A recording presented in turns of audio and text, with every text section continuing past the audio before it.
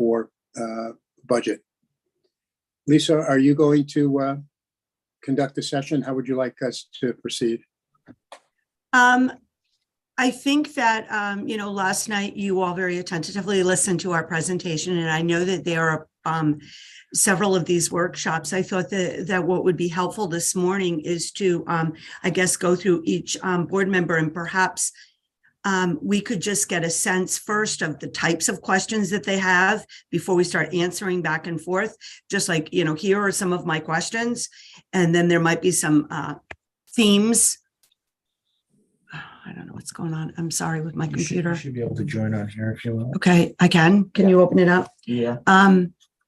So maybe if we could start that way, with each person kind of just giving their overall feedback and questions, things that resonated with them, if that makes sense. And then we can go back. I just want to make sure everyone has a chance to give us their perspective or what they're going to need clarity on. Okay. Well, Sharon, you had a couple of comments as we were beginning. Maybe you'd like to start. I do have some. I have a list of some questions here. Actually, one of the questions, a very basic question, Lisa, that you can help us out with. When is the kindergarten enrollment? Because I was looking at some of the enrollment numbers, and I just want to make sure that, So when is kindergarten enrollment? When does that begin, or has it already begun? I can actually take that. It starts at the end of January, I believe. It has not started yet. And the paperwork is posted on the internet, and then a swift informational email goes out from Principal Cadis. Okay. The reason I'm asking is because I'm seeing the projected number for kindergarten next year to actually be somewhat smaller than the kindergarten this year. However, we've seen, and part of it had to do with identified special needs for the preschool. The reason why we had, of course, that 5th section for preschool being that we had an increased number of identified special needs. And we filled those sections for the most part. So I'm curious if that is not indicative of seeing a growing number of kindergartners as opposed to a smaller number of kindergartners that we have this year. But I thought that maybe we'd already started our kindergarten registration, or perhaps there had been early registration that made you aware of the fact that the cohort was going to be smaller. So is this just because of the SLAM presentation that we're basing the numbers on SLAM alone? So let me start, and then Tracy can finish. We look very carefully at SLAM because SLAM is pretty much on target. We don't just base that on, SLAM also takes into consideration the pre-K. And remember, pre-K is 3 and 4. Right. So it depends on how many 3s and how many 4s we have. So Tracy, I don't know if you want to add anything to that. Yeah, I mean, I think the answer to your question, Sharon, is yes. That kindergarten number is based specifically on the SLAM enrollment. You're correct that we saw an increase in preschool. That doesn't necessarily equate to an overall increase in our kindergarten enrollment, because as you know, not everyone in our kindergarten program attends our ELC program. So those aren't a perfect match. Correct. All right. So I guess what I'm thinking is I get a little nervous because I do think that we're going to see a little bit of an increase as far as the cohort's concerned. And so I guess having said that, the only concern that I have is that we make sure that we have budgeted enough to cover if there is a larger class size coming into the kindergarten class, to cover an additional. I know we've been able to eliminate one of the preschool sections as of right now, but are we going to be able to have enough in the budget if we need to add a kindergarten teacher once, because we won't know this really until the school year gets closer. So either are we going to have sections small enough that we're going to be able to grow, or are we going to have enough in the budget so we can cover an additional kindergarten teacher if that cohort is as large as it could be? Well, right now we have 14 extra spots in kindergarten because the class size is between 18 and 20. And that's why we kept the average class size at 18 for that very reason. So it's like the dips in enrollments are always tied to section numbers. So if there's 7 sections and the average class is 18, that means there's 2 in each. So we have 14 more spots. Okay. Remember, people come in, people also go out. So we just keep our eye on it. Laura Cadis is kind of a pit bull with looking at, the fluctuations practically on a weekly basis as we get towards the end, because you're right, it's an important grade and we have to make sure that, as they transition, that we have enough spots. So we should be in good shape. Okay. All right. Great. Some of the other questions that I have, Phil, this is probably going to be geared more towards you. I'll have to take a look and see exactly what page it was, but it talked about the Municipal Employee Retirement Services, the MERS. So the paragraph seemed a little confusing. It basically said the district does not contribute, but then the next line said the district contributes, or the district's responsibility is 18.26%. So, and it also then, I'm not quite sure. I guess I'm asking for some clarification on that. Does the district contribute to the Municipal Employee Retirement Services versus the teachers and admins? From what I understand, we do not contribute to the retirement for teachers and admins. That's done by the state and also by the individual, correct? However, Municipal Employee Retirement Services, we do contribute towards, or we do not?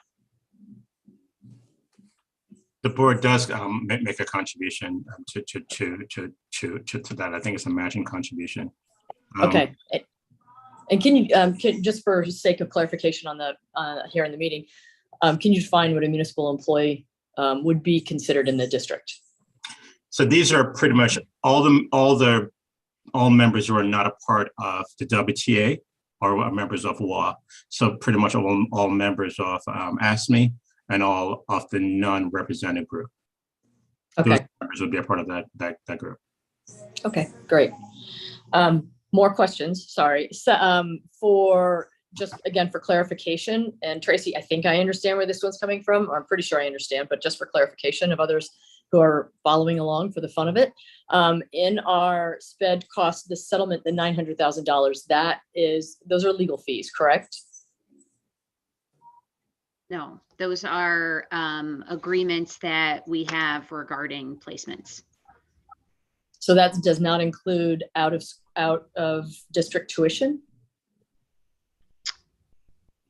Yes, for students who we have. You asked, your initial question was, are those legal fees? The answer to Correct. that question is no, those are not legal fees. Those are costs that we are paying through agreement for tuition. So how does that differentiate from out of district tuition? Great question. So out of district tuition is when the district says, and the PPT makes a decision that a student needs to be placed in another program. That's our out of district tuition line. When we come to an agreement with a family about a different placement, that comes through the settlement tuition line, meaning it's not a PPT recommendation, but we've worked with the family through making a plan for another program. Okay. All right. And those, I think that you've talked about that in the past, in which a parent has made a decision that we didn't necessarily agree with, correct? But we are still, there's some responsibility that the board bears. And so that's where that number comes from, correct? Yeah, there's a variety of reasons we can get to that place. That's one reason. Sharon, another reason is maybe the type of placement that a family is pursuing.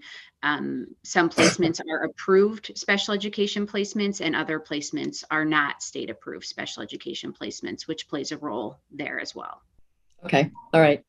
While we're on the special ed questions, one of the things I took a look at was transportation cost. So we have a transportation cost of, I think, $2 million ballpark. I don't have the figure in front of me, but around $2 million transportation. And then there's also special ed transportation cost of about $1 million.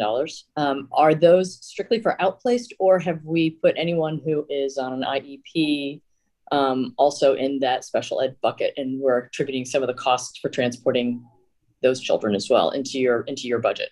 I just want to understand how that's broken up. So we have two different sets of transportation costs. One, I think the line that you're referencing for special education transportation specifically is for students who are in out of district placements. You are correct that the district also supports transportation for students within Weston who are coming to the Weston Public Schools who require alternate transportation because of an IEP need. That comes Okay. from a separate line. That's not part of the special ed transportation line? I don't believe. It is included, Oh, It is sorry. included. both It is in and out of district cost. Okay, in and out of district. But when we talk about in-district costs, those are students that have perhaps a physical need that requires a separate transportation in district. Am I correct on that, or is? Not necessarily a physical need, but a special Or- education need. And that's discussed through the PPT process. It could be a behavioral need. It could be a physical need. There's a variety of reasons why that occurs. Okay, but it just qualifies them for a specific, or for a special transportation, still in district. So some of that is in district, some of that is out of district. I'm just trying to get some clarification. All right, and then the other thing too was the school psychologist. We have, how many school psychologists do we have on staff right now? We have one school psychologist in each building for a total of 4. Okay, all right. So the additional school psychologists that we had originally had slated that we're now going to turn over into the special ed administrative role would have been the 5th school psychologist, correct? Correct.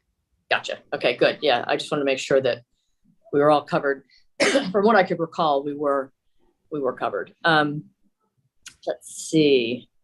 Tracy, I'm done. I'm not asking more special ed questions. And then the other question now comes to, this is going to be for Tina, the curriculum instruction leaders. I like actually what you had to say. When I first read about changing the curricula or the CILs into full-time positions, I was kind of like, oh, do we need to? Is that going to add an extra layer of administrative layer? But I agree. I think that we need teachers to be able to put their, everything into their jobs. And if they are trying to do too many things, I think it interferes with their ability to do the best of what we really need them to do. And if they've been qualified, in our opinion, to be, CILs, then I do think that turning them into full-time CILs is great. That being said, when I was looking at the allocations, I'm a little confused. It looks right now as if the middle school has 2 half-time CILs, one for English, one for math. Is that the case, or am I misreading that? Yes, currently, for example, I mentioned Janine Russo, right? Her position right now is halftime teacher, halftime CIL.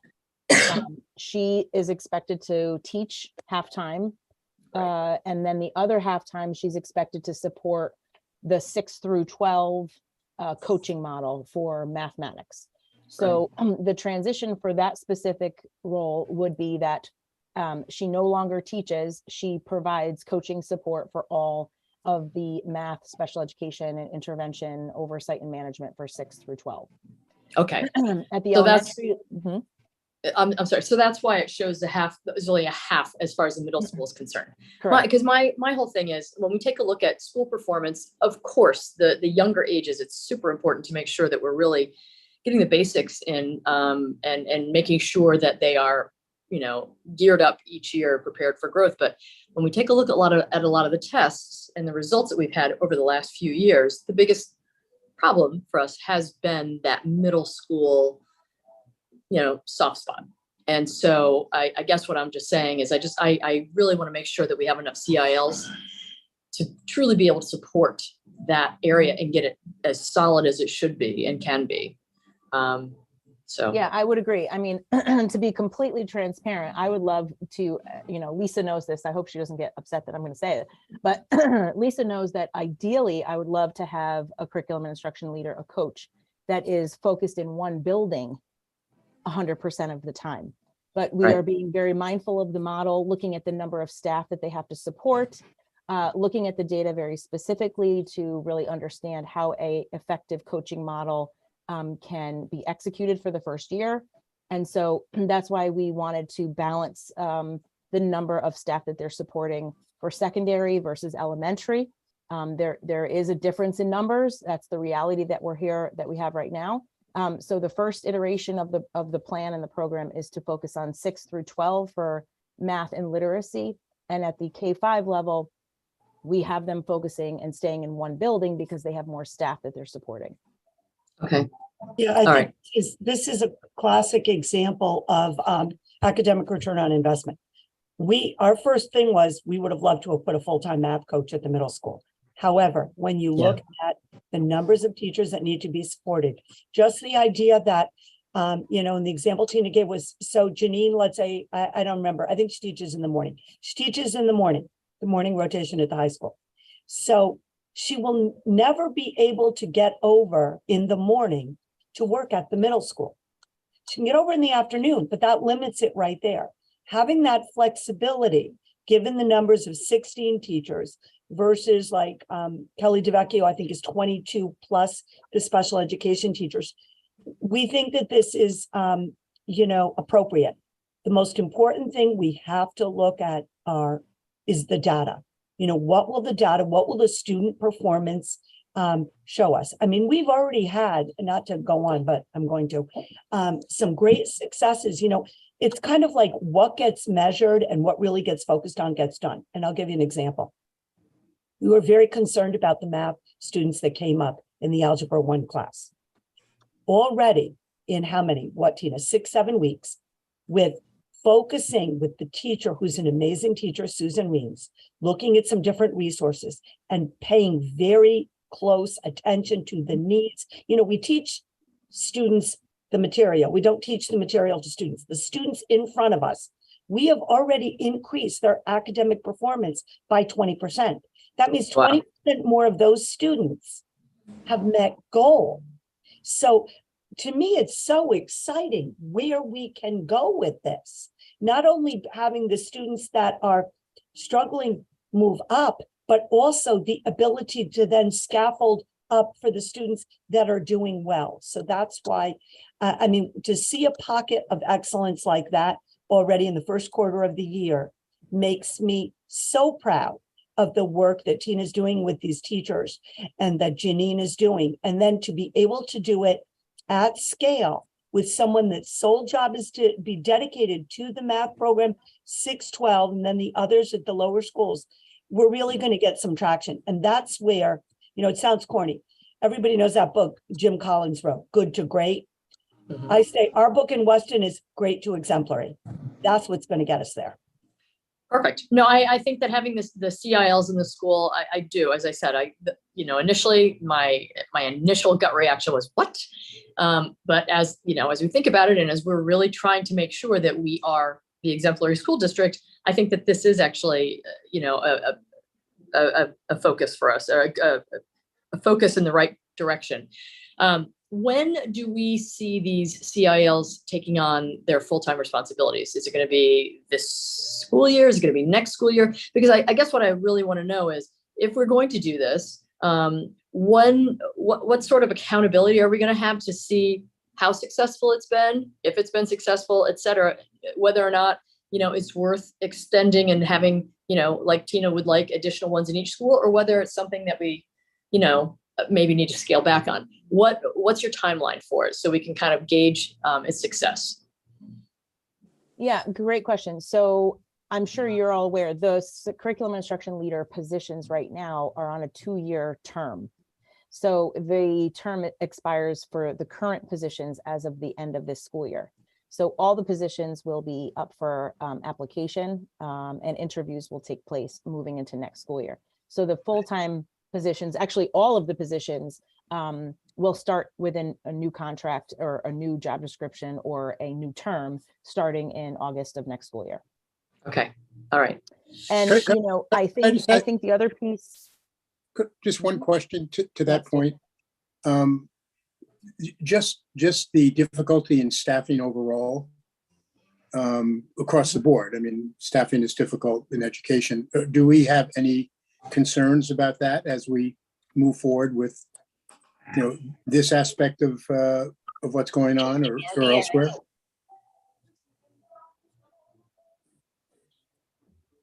In regards to the session specifically, or in regards to, yeah. So we had a discussion yesterday with all of the district SILs. They are a really skilled group of coaching and coaches and have a lot of background. So I've been very fortunate to have this group kind of already established. They're already very excited about the opportunity to really dive in and focus on their craft with teachers for next school year. So they're all interested in maintaining their roles for the next school year. So I don't see a problem in maintaining the current people within the positions that we have. You know, I don't have a glass ball or, you know, to predict any kind of issues we may have to fill some of the shortage area positions. I think that's a conversation, you know, most districts are having. Of course, you know, mathematics specifically is a shortage area, world language is a shortage area. But I think if we post early and we know our positions early on where we need to backfill based on what the budget is going to be supporting, the sooner we can post our positions that we need, then the pool is that much greater that we get to pick from. Thanks, Tina. Sorry, Sharon, for cutting in. You're on No, mute. no, it's good. Yeah, I was on mute. Those are the top questions that I have right now. I don't want to hog this session. I'll go ahead and let some of my other fellow board members ask their questions. I'm sure it'll answer some of the others that I have as well. Let's continue on the CIL, see if I may ask. Two observations from that presentation. One is, if CILs currently teach part-time and they're moving to a position where they don't teach at all, who does the teaching that they were doing in the past? Right, that's part of what Steve was asking about, you know, posting of positions to backfill some of the teaching responsibilities that no longer will be utilized by, let's say, Janine Russo. So I hear that we're going to hire more teachers. Is that in the budget, that hire plan? If I may, no. What we have done, and Tina can elaborate a little bit on a piece of this, Peter, but let me start it off, and we can get into this next week. And part of the explanation, I think, goes to to how we used our ESSER funds. So one of the things that we also like to look at is you know, the needs and the current staffing we have. So, for example, we have reduced in key areas pieces of intervention based on student performance scores. And in doing that, then, so like, it's hard to explain, but let's say, I'll give you an example. There's someone that is let's use reading. There is a reading interventionist at the middle school that is 0.5, okay? And so if now Alex Bluestein is going to be a full-time coach at the intermediate school, that 0.5 intervention that she used to do, that is actually paid for by the grant, the reoccurring grant, not the ESSER grant, that teacher, because we reduced it at the middle school, based again on the student scores, where they're falling, everything else, will assume that position. So we have been able to reallocate. So there's not an increase in anything. Another example is in math at the high school. When we look at math at the high school, there is a 0.2 reduction in freshman math class. That's because there's 16 students less, and we predict that we'll be able to do that and maintain class guidelines. If Janine Russo was teaching 0.5, then 0.2 of that is taken away already, because that was that piece, if you follow me.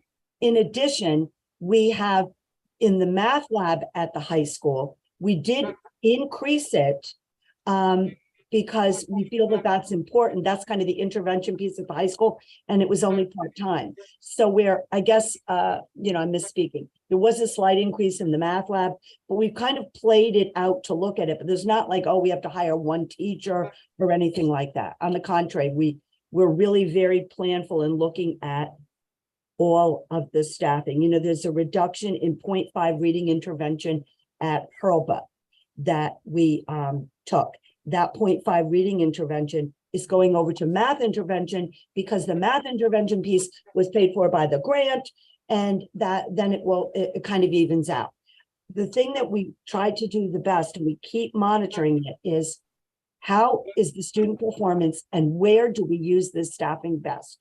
So, for example, the grant staffing right now for reading intervention is listed in the intermediate school. It's 0.5, it's through the federal government. It's been there forever. It's a reoccurring event, thing. We put it in the intermediate school. However, in the spring, when we evaluate the student performance, maybe it needs to go to Hurlbut. Maybe it needs to go to the middle school. We're not sure. It's probably going to be between Hurlbut and the intermediate school. But we do have that flexibility within the budget to make sure the intervention is where it needs. And by building the capacity in the classroom, the goal is to need less intervention over time. So it's probably, I don't know if I really got to the answer, but Well, let me try to summarize it, and then I'll know if I understand it. And that means Okay. maybe the public understands it. The two dynamics are that there won't be a gap in teaching, which is the most important thing. Yes. Because students, that's the crux of what we do for a living here. And two, to fill the gap, it won't require additional new staff. It will utilize staff in a different capacity, yes. right? That's We two for tried the two. very best we can to do that, yes. Got it. I'm worried about math and language arts because we have Right. really talented people. We've had some new hires. We're in really good shape. Excellent. So my last question along this line of thinking, and I'll let everyone build on this, is what's the actual KPI for a CIL that's a coach? Because it seems like a pretty kind of expensive coach, right? Someone who's at a certain level of capability in teaching, now they're coaching, that's a pretty expensive coach, but that's a discussion for another workshop. What's the KPI? Is it math and reading capability that's measurable, or is it a different KPI or something that teachers achieve, right? Because if they're coaching, they also have ways of getting professional development, right? So maybe you can, in your vision for KPIs for this. I'm going to turn over to Tina, but can I ask a question? And I'm sorry, I don't know what KPI is. Like a key performance indicator. I'm sorry. All right, sorry. So I'm putting my corporate marketing hat on. I figured, let me ask, I don't know if anyone else knows, a key performance, what is the KPI for the SIL? Is that the question? Right. Is it student performance that's measurable, math score or reading score, or is it, or combination with capability increase in it, the teachers that they're coaching, right? There's something they achieve too professionally. So Okay. why don't you trust Yeah. both of those? Tina, go ahead. Why don't you? Yeah, I think fine. it's actually a question we always ask in roles that are not directly related in the classroom, right? Because it's an indirect impact on student achievement. And because they're non-evaluative, a lot of it comes down to what observations are we seeing the shift in practice in the classroom. So yes, the student achievement, right? That's always an indicator for all of us, just even true with myself, right? As someone who doesn't have their own classroom, but we are responsible for the return on investment that the student achievement relates to. So for a coach in a building, they are responsible for the student data that's attached to the school improvement plan, just like the teachers are. That's number one.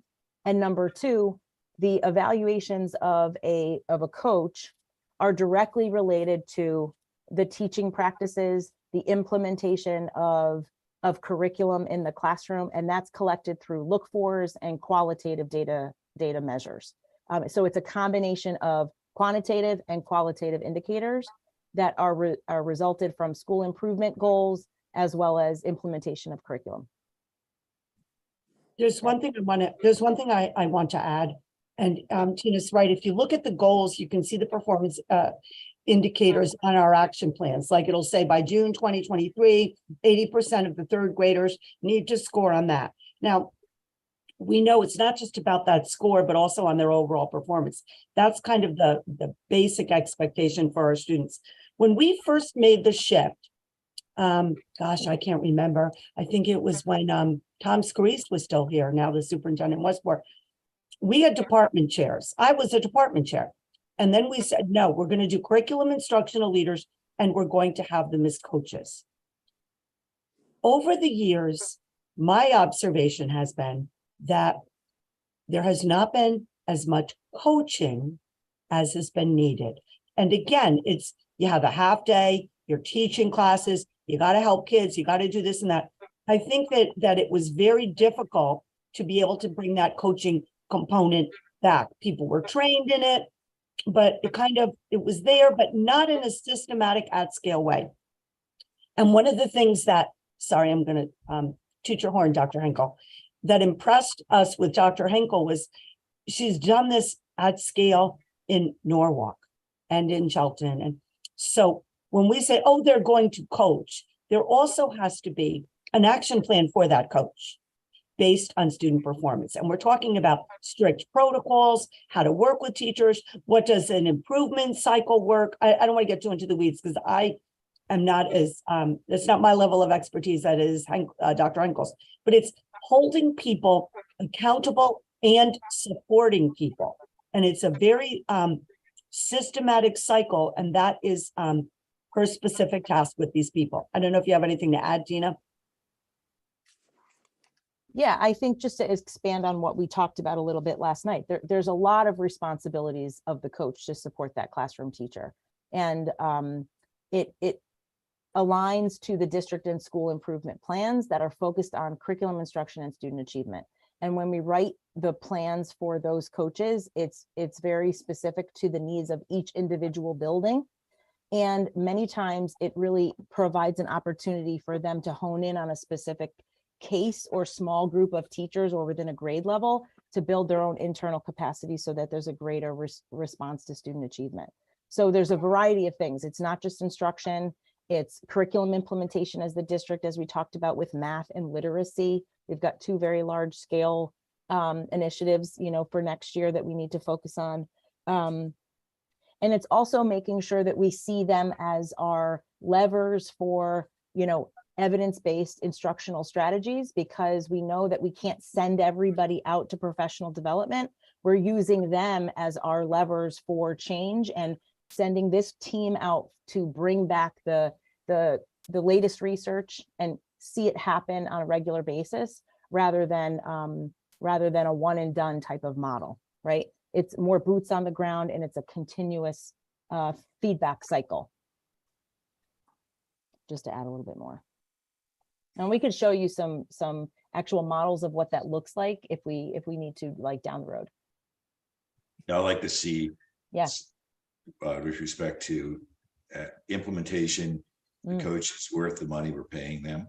That's a fair question to ask. sure. And KPIs are reasonable, but tough enough to force action, right? For sure. And did we get what we paid for, which is what the superintendent and other members of the board always refer to as, sort of return on our investment here. Absolutely. I think that's fine for my CIO question. I'll let anyone continue this discussion, or we can move on to the next topic. Thank you. Peter, do I have you a want to? couple. Sorry, is that you, David? It's me, but I'll try. Go right ahead. Take your turn. You sure? Go ahead. All right, I have a couple of questions, which I have a bunch of questions, but I'm going to try and ask them relative to like the conversation. So I have a bunch of questions, but the questions I'm going to ask now are more related to like what Sharon and Peter have already started the conversation about. So one of my first question is more about the SILs. So if I understand correctly, the SILs are right now the SILs are teachers who receive a stipend to also be the SIL. Is that right? As well as release time, half day release time. That is correct. Okay, so they're teaching half the day. All right, so my question relative to taking the SILs out of that role is instinctively, I would think that the being in the role of teaching, even if it's only half a day, is more valuable to really understand what's going on in the curriculum being taught than being fully removed. So it's probably a question I've queued up for Tina. So can you explain to me, who instinctively thinks this would have an inverse effect? It would not be positive. It would be negative taking them out of the classroom. How is it how is it positive? So I don't see them as ever being removed from the classroom. In fact, they're actually in more classrooms and they're servicing more teachers than if they were in one classroom. Because the model is that they have opportunities to co-plan with teams of teachers and or individual teachers. They co-teach with individual teachers, and they model for other teachers. So the capacity of a really effective coach, which I know we have within our team right now, is that they're able to service more teachers and support more teachers than if they were only in one classroom at a time. So they're actually impacting more instruction, which returns a result of more student achievement. Okay. If that makes sense. The one Yeah. thing, the one thing I want to add is, so in taking them out of the classroom, that doesn't mean the children are not getting serviced. It's kind of like when some of us decided to become administrators. You know, I love teaching Spanish. I thought I was great. At some point, though, you know, you can make a bigger difference at scale if you step up and you're, you know, the SIL of the department, for example. So what we're trying to do is really add scale. So like, for example, if we look at Janine Russo, and I'm just pulling up her schedule, I keep using her name, but Janine Russo teaches certain classes at the high school. I think she teaches, I don't know if she teaches pre-calc this year. Let's pretend she does. She teaches pre-calc and she teaches honors algebra too. There are very competent teachers in that math department that can do pre-calc. Chris Sadler does pre-calc. Barb Crociolo, Suzanne Goach. There's a variety of people that can pick up that class. So it's not that, you know, it's adverse, because the coach is going to be working with the teachers at scale and in the classrooms. Here's another example. We had a situation where someone was transferred to become a classroom teacher and hadn't been a classroom teacher in a while. And I knew this person could do it. I've known the person for 20 years. We said to the coach, please go in and work with this teacher. Like, it's a change, you know, you're going from a different age group. It's very different.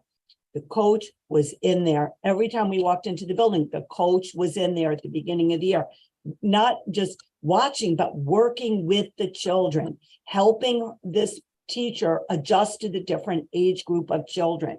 That's what we want to see. When we walk into those buildings on a daily basis, we're not going to find a coach sitting in an office by him or herself. Frankly, if we do, we're going to have a conversation about what that coach is doing. They have to be in the classrooms and in the meetings and working hand in hand with the teachers to help them. So it's actually going to enhance professional practice. It's going to help them be able to scaffold more at both levels of learning within the classroom. And it will get us to where, frankly, we need to go. I mean, we have said to the coaches now, because it's almost like triage. Look, these are some areas of concern. Like, I'll give you an example. 6th grade language arts. We went to a single block of 6th grade language arts this year, right? From a double with the new schedule. So we told the coach, please work really closely with the 6th grade language art teachers to make sure that it goes smoothly, everything is going well, because it's a different change. And she has been in there. She's been going to all the meetings and everything else. But she has to do that while she is still teaching English at the high school. So it's going to give so much more flexibility and availability, and it's all in the person that does it. And we have very highly qualified coaches that are really waiting for the opportunity to be able to take this work to the next level. But because of the time constraint, they have not been able to. So what happens then? So if you take this SIL, you said they're teaching about half the day. Mm-hmm. All right. And so the intent is to take that teacher out, and who's backfilling the half day? It depends on the course. It depends on, you know, how you staff. Like, you know, if you take Janine out of math and, you know, and she's out 2.5 classes, then it depends on who is left to pick up the class. Like, if we're down one in freshman year, then, you know, perhaps it's, you know, Barb Crociolo is taking the pre-calc. I don't know. But all I know is the most important thing is that the people that are backfilling, if you will, are highly qualified people. Okay, so that's really the crux of kind of what I'm getting to. Oh yeah, right? I get it. My concern is that we're going to find ourselves in a situation which dovetails to one of my other questions, where the SILs are as they're having the positive impact that you expect them to have by being fully committed to being that coach. Now we're in a situation where we don't have enough staff Oh, yeah, no.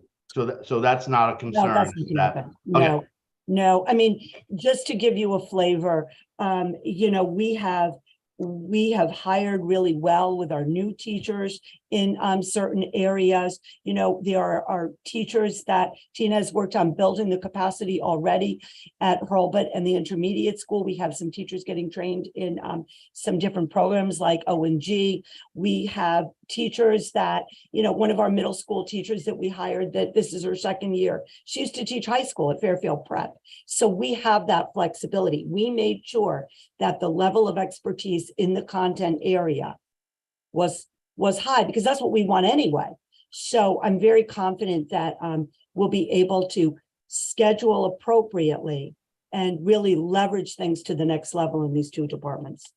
Okay, so my concern should be unfounded. My concern that we're gonna find ourselves in a conversation partway through the year No. or this time next year. You tell us the SILs have been phenomenally successful at the expense, or now we No. need more staff. We don't, that's not a risk that No, okay. no. Okay. You know, we got through the challenging years. Some of them were during COVID. We got through that time. And we did intervention. And remember, we only had a certain amount, quite frankly, we put our ESSER money into intervention. We only had a certain amount of money. We're not Westport and Wilton. Now what we're trying to do is really work on the tier one, what we call tier one in the classroom, working with the teachers to take us up, to kind of ratchet up our game, if you will. Tina, I don't know if you have anything else to add. Yeah, I think the other layer of this that is the reality is specifically at the middle school, for example, you know, we've got new curriculum that we need to write. We have new resources that are coming into the district for literacy and math. And to expect a teacher to just know it in and out is just unfair, right? And so if we can focus in a group of people to build their expertise so that they can go and be boots on the ground for each individual teacher, to help them build their understanding and capacity around new curriculum, new practices, and be a guide on the side for them, alleviate some of that anxiety and stress, because we have really highly qualified and hardworking teachers in this district. They're very coachable. They want to do what's right. But when you don't have that network and that liaison to kind of lean on, sometimes that anxiety builds, and we want to try to alleviate some of that pressure and make sure they have some people to lean on so that they know that they have that support system. So moving into next year, we're going to have some tri-state feedback when they come in for that tri-state visit into next school year. We know we have transition for literacy coming down the pike as well. And so we're trying to be proactive with what we know the needs of the teachers are going to be, with a very large shift in instructional resources and pedagogy in some cases. Okay. My next question, again, I'm trying to just ask questions relative to like the general conversation happening now. The positions, I think Peter kind of touched on this. The positions that are that were previously funded through ESSER, that you're asking now to be funded by, you know, the regular budget. I think looking through the book, there's a summary that talks about the number of new positions being created versus positions that are being eliminated. I don't have though, and it just could be, I didn't dig deep enough through the book yet. Do you have a rough number of how many new positions or positions that were previously funded through a grant, which we knew this time a year ago, we're going to have this conversation this time this year? I mean, it was, you know, so how many positions are you asking to be budgeted that were previously a grant, and how many positions are being eliminated or changed? Like, what's that? The number, the FTE, I guess, is really what it comes down to. What is the impact to FTEs? So we knew you were going to ask that, and which I would ask it too, like what's going on. So I would ask if you could just wait until next week. I have the chart. I didn't get to finish putting all the numbers in because I have specifically, like when we look at the ARP ESSER, I'm looking at the chart right now and I didn't fill in the notes column I apologize for not having it ready. So, the ARP ESSER grant award was $345,000. And so the question is, what happened with that $345,000? So if you could just wait until early next week, I can go through, we will get the chart to you with the explanations. But like, for example, it was different things. I can give you an example of the 0.5 reading intervention at the middle school that we used with the ESSER. We took it out. We're not funding it. And the thought is that we are looking very carefully at the scores and everything else, and we think that we'll be fine with that. There was a SPED para educator that was funded through the ESSER that, if you saw Tracy's presentation, we're going down 2.6 to SPED educators. So we don't have to worry about that. For me, it was all about, how can we mitigate the, losing the ESSER funds. For Hurlbut math intervention, 0.4 of math was paid for by ESSER. So what we did was,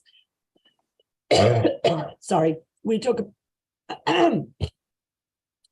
we had a full-time math interventionist, 0.6. We needed to cover the 0.4. So we took it out of the reading operating because they were 2. We made that 1.5. We put the 0.4 in the math and, we moved some things around. So I can give you a more detailed explanation and go through. Probably the biggest thing is the SPED secretary, which, I'm sorry, we have to have more. We have to have this secretarial position.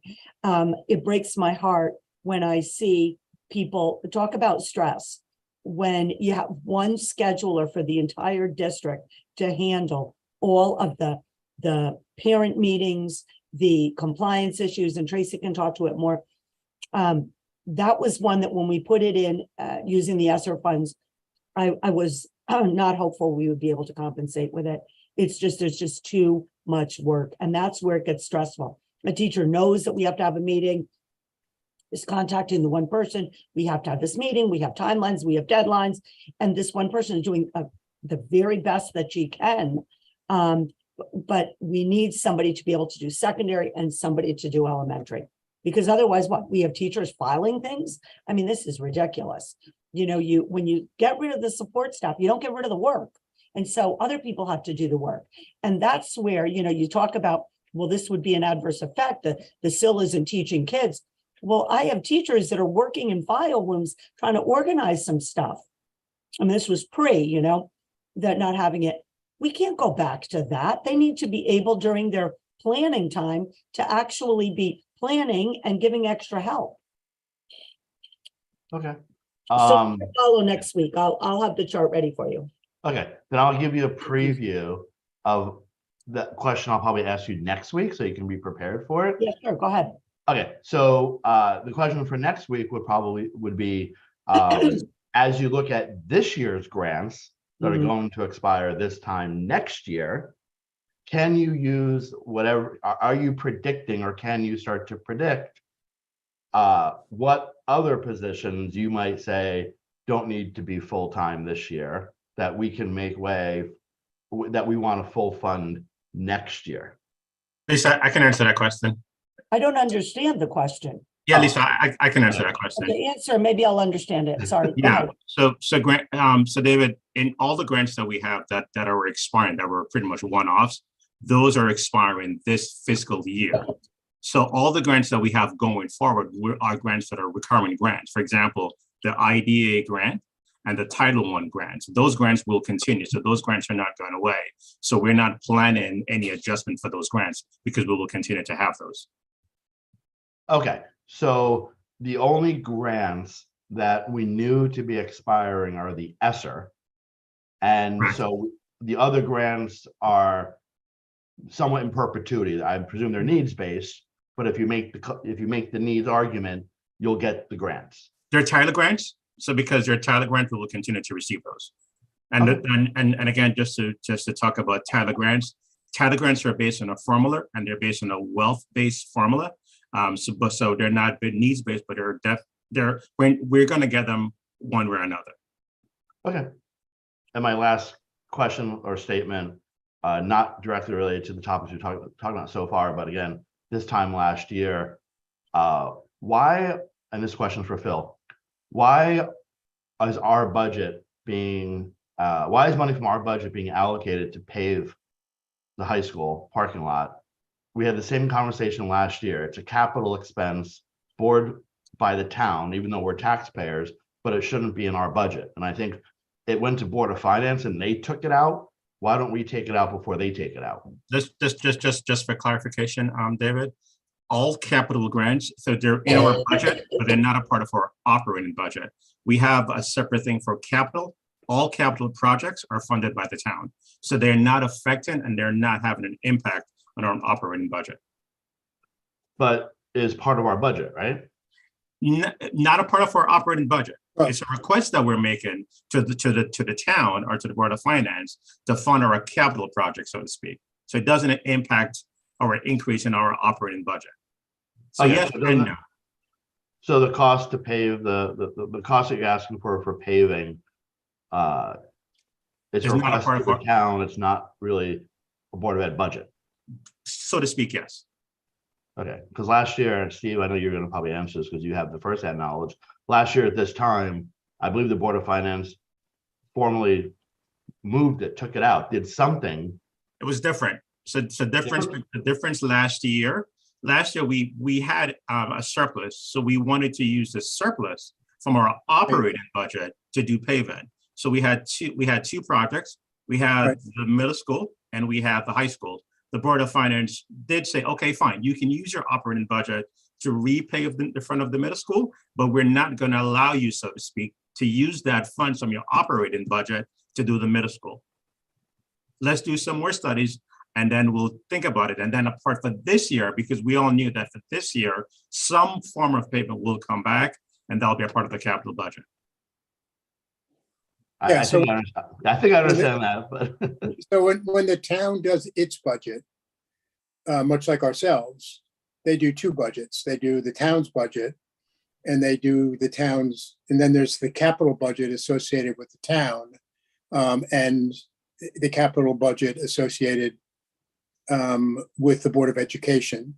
And when they vote, and when the overall budget is voted, it's I guess three decisions. It's the town operating budget, the Board of Education operating budget, and the overall capital budget, combined capital budget for the town and for the Board of Education. So it's two separate decisions, or effectively three, but two key decisions, operating and capital. So again, why is it then that we have a line item in our budget for the paving? Is it just to show a request that we're going to make to the Board of Finance? Or is it actually included in the bottom line of the budget that we are asking for now? Is that what you're asking, Dave?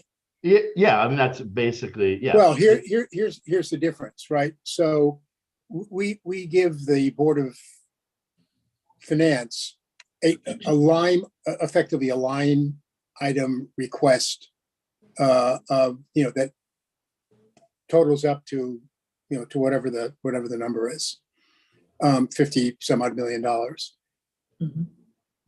It's granted, whatever the number is granted. And we could, if we wanted to, just totally reallocate it anywhere we want it, right? It's once the money is allocated to the Board of Education, which is a state decision, that's not a Weston centric decision. The Board of Education can reallocate that money throughout the budget during the year, and we do. I mean, if we have a overage somewhere, we can reallocate it else. Capital is something totally different. The Board of Finance can, if they choose and have said, no, we're not going to spend X on this project, or take that project and move it to a later date. They have that ability. They don't have the ability to touch the operating budget of the Board of Education. That's a big difference. So they could come back and say, no, we're not going to allocate money to the track. If we want, if they decided that is their decision. Yeah, I guess that, I think Sharon and I are probably trying to figure out, what's just confusing to me is that the paving, which is a capital expenditure, much like renovating a building, I presume would be, the town has an obligation to provide us or the Board of Ed or whomever, right, with facilities to educate the kids. So if we are earmarking any money in our budget for something the town is supposed to be providing, doesn't it artificially inflate our budget? But we're not. Okay, All right, yeah. but by asking for, okay. But By asking we're for not. paving, how are we not? Let me take one more stab at it.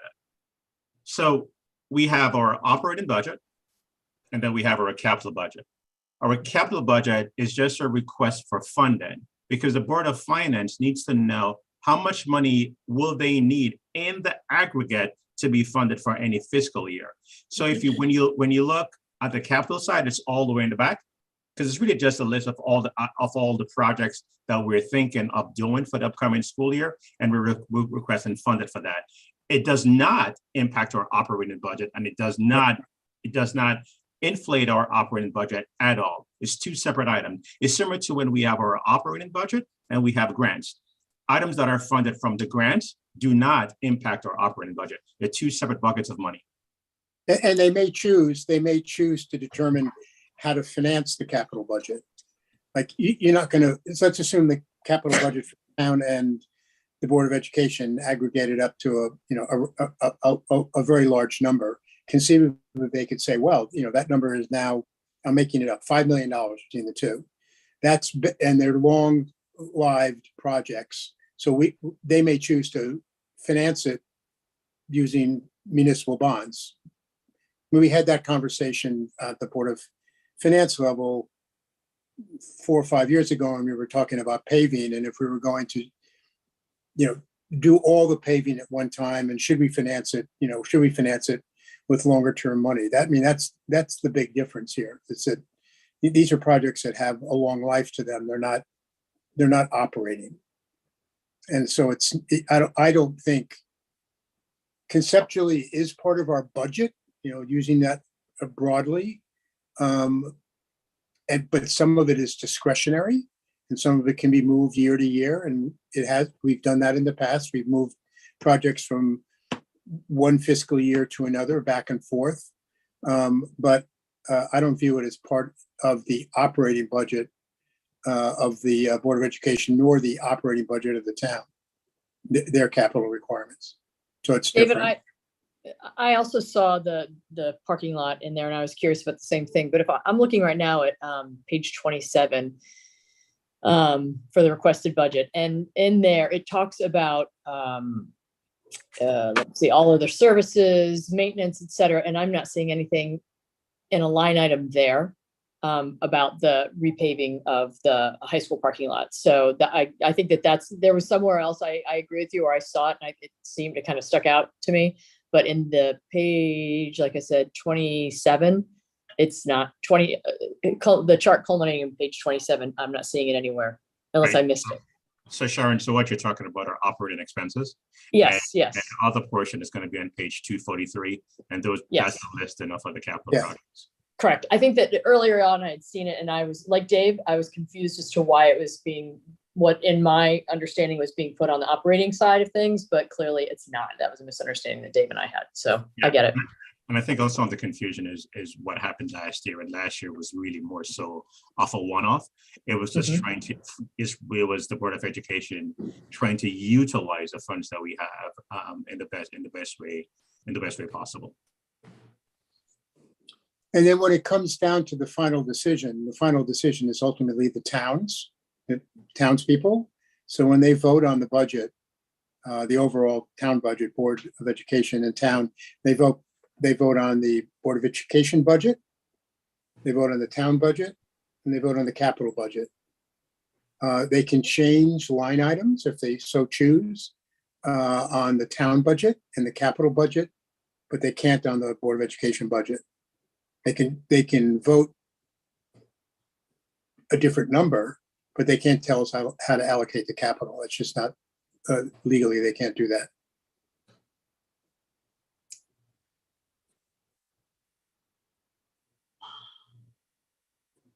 David, you have more? Yeah, my question's relative to, I think, the current conversation. I have more, but I'm gonna wait until, other people have a chance and maybe new topics come up. Just Thank to you. clarify, because I'm going to play the newbie card. So last night's presentation on slide 27, which is what Phil's talking about, is in the capital budget tab in the binder book. Yeah, Right, page Phil? 243. Right, Yeah. 243. And year one, those are capital requests for 857,000, which includes paving, the track replacement, a whole bunch of other capital requests that you're saying are not in our Board of Ed operating budget, but noted in the capital line as a request that connects between town and how it impacts the schools. Yes? Yes, Okay. yes. Okay, got it. Thank you. So if we had to replace a roof, Mm-hmm. if we replace roof, that falls into the capital budget. Right.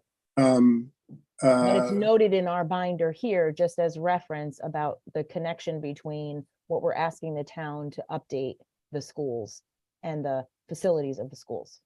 Yeah, so the town and the Board of Education, Mhm. have developed long-term anticipated capital requirements by fiscal year. Mhm. As you can see on this, I mean, there's the number for fiscal year 24, 25. Mhm. And it goes out, a few years. Mhm. And sometimes we have to move things up because there's a greater necessity, and sometimes we move things to a longer term, but it's done collaboratively with the Board of Finance. Thank you. I'll jump in next with questions if David, you're done. Is that okay? Okay. So I have 5 or 6 different questions I want to get to. I'll try to start with the easy ones first that are just sort of yes or no's, and then we'll build through the ones that are more complex. So the first one, actually, this goes to you, Dr. Henkel. First of all, I really applaud the work that the literacy committee has done on the new curriculum. Everything I've since that time looked into about the American Science. What is it called again? I have it here. American Reading Company is the program. Science of There you Reading is go. the research. There you Yep. go. So the simple sort of yes or no question is, I see the things being moved around about the reading interventionist. I just want to make sure that whatever we do regarding reading interventionist fits with that new curriculum, because I also have learned about situations in which reading intervention is an absolute waste of money and time, and actually students come out less equipped. So I just want to confirm that those two things are lined up. Absolutely. In fact, I think Weston's in a really good place compared to some other districts because we have additional supplemental resources already built into our Tier 1 core, which is Foundations in Heggerty, which also connects to some of our intervention programs to ensure that they are aligned to the science of reading and teaching good reading habits and not Mhm. promoting bad reading habits, as you probably are aware, is some of the issues that we're seeing. Okay. Not in Weston, but in general. Sorry. Great. Second question, I have to plead complete ignorance on this. So please, if this is already handled, ignore my question entirely. But one of the only TBDs I could find in a lot of these line items is the replacement of the turf field that's coming up. So just want to flag for that if we're going to do that, it seems to me we should make sure that's both safe for the kids, meaning probably a natural surface rather than artificial, and also that we get the best price we can on that. If that's a dumb question, please disregard it. I don't know too much about the turf field, but I just wanted to flag it because it is a TBD within the documents. So that's more a comment. Yeah, go ahead. So first of all, let me just say that no question is a dumb question. Just like I didn't even know what KPI is, just ask what you need to know. And safety is always a concern, and there's a lot of details about turf, and I'll let Phil talk about it. But rest assured that Mark Berkowitz oversees that turf as if it were his own backyard. Go ahead, Phil. Yeah, so just to clarify, that is not a TBD. There's actually a number there is 300,000. Okay. And that's a part of the capital budget, but definitely in terms of all consideration that we have to do, we'll definitely do that. And again, this is in conjunction with the Parks and Recs Department. So we'll be issuing RFP and doing all the due diligence that's needed to ensure safety. Okay. So this next one is a question and sort of a recommendation all in one. I want to dovetail on what Sharon asked about with enrollment. So I've been digging into this a little bit since the SLAM presentation. It's my understanding that we've had housing turnover roughly between like a quarter and a third over the period of the pandemic. I'm very skeptical that number doesn't include potentially a bump up actually in enrollment, particularly in younger ages, just like Sharon was asking about. I do find it potentially very persuasive that we're actually losing a lot of those students to other districts or other schooling options or things like that. So the recommendation and also request is, I think it's an urgent matter to figure out these new 1,000 households, what the heck the demographic makeup is of that. And the question is the school doing everything possible to try to get as accurate a number of what that is? And if it's more about working together with town select people, that also is a potential option, I suppose. But the question would be, how many kids are in that giant cohort of roughly 1,000 households? And the number two, if there is a real big bleed into homeschooling, other districts, things like that, that may be accounting for some of the enrollment we're seeing, then what is the school district doing to try to address that bleed away in students? So the question here is really, what can be done to get as accurate a sense as possible of what those 1,000 households look like? The piece about the 1,000 households is a little bit complicated because it does involve a partnership with the town. And I don't know, Steve, if you want to Yeah, add what anything to that, what you've been trying to do. Yeah, so it's a great question, Chad. And, we've been struggling with this question for as long as I can remember, because we really don't know who moves in and who moves out other than by name. And we've never put, a number to the name. And I've always asked, going back 10 years, why don't we find out who actually has moved in? The town is putting together a survey. Now, people don't have to respond to it. There's some legalities associated with it, but the town is putting together a survey to better understand who has actually moved in, and are they what town services are they going to use? And the town's marketing committee is coming up with that, and then they'll share that with us, and we can add our questions to it as well. But it'll be voluntary. Yeah, you'll send it out, because I share the same.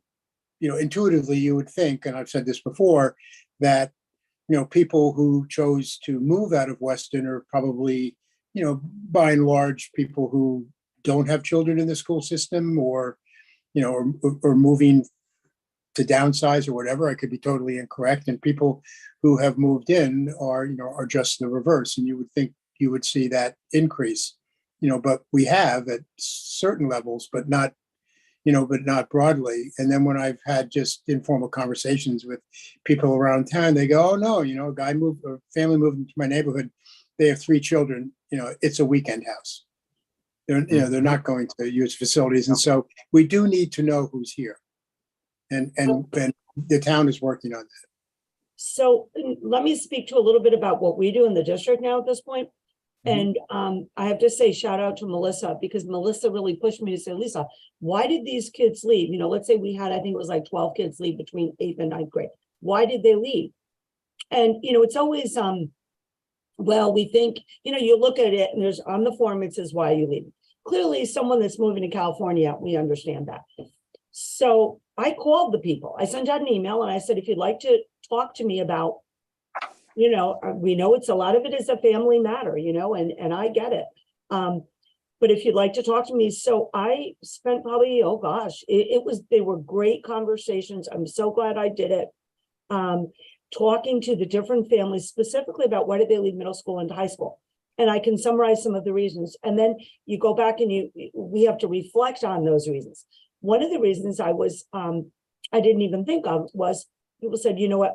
our kids were so interrupted with COVID and learning remote. If my child goes to a private boarding school, they kept classes going. And I'm worried that if my child is behind, you know, having to have this hybrid for a couple of years, I wanted to be guaranteed that, you know, it wouldn't happen again and that he or she would be there. Quite frankly, I didn't even think of that. I was like, okay, that makes sense. Like, you want to make sure that, you know, the education is continuing. Some of it had to do with what I would say choices because they were religious affiliated. Some of them had to do with, you know what, I don't think my child was getting along with that peer group, and that peer group cohort is going to keep going, and I wanted to take my child out of it. But I think that the conversations are really important, because in sharing what the people say amongst the administrators is important. So then we can understand why, and also before they leave, to see if there's something that that we could help with. You know, perhaps there isn't, but to have those kinds of conversations. I mean, they were very appreciative that we reached out, and really it was Melissa's pushing. Lisa, call them, talk to them, because she had heard from them. So we do that. We also have looked very closely at our residency, and my executive assistant, Jody, we put all the residency, you know, people register at the building level, but then we have situations where people are renting, people are, you know, coming, getting a, you know, have affidavits if they're living in a house or whatever. And we've put that all under the auspices of central office, which has been different. So for the last year and a half, we're looking very carefully at, you know, who the people are, where they're coming from. Everybody has a story. And I think all of that data is important for us to know. The other thing I think is important, and, you know, we look at, you know, the class sections are based on the medium projections of SLAM, okay? We also have a low section and we have a high section.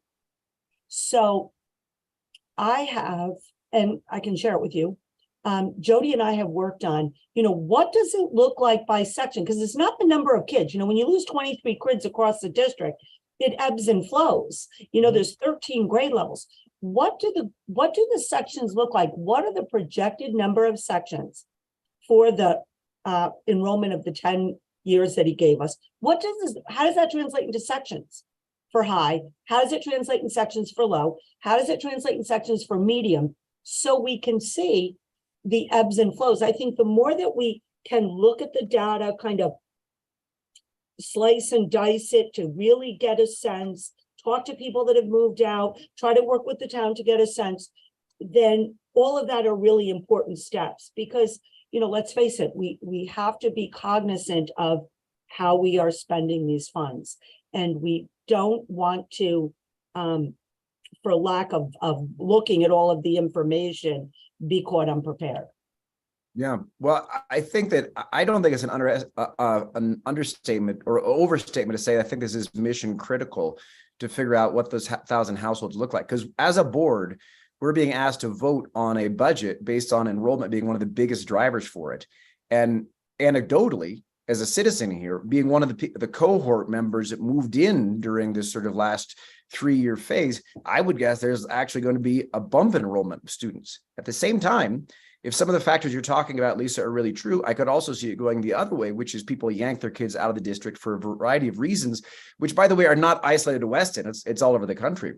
So I feel like in order to make these decisions, boy, oh boy, is that an important point to try to get right. And it's just another recommendation that we do everything we can to learn about what that's going to look like.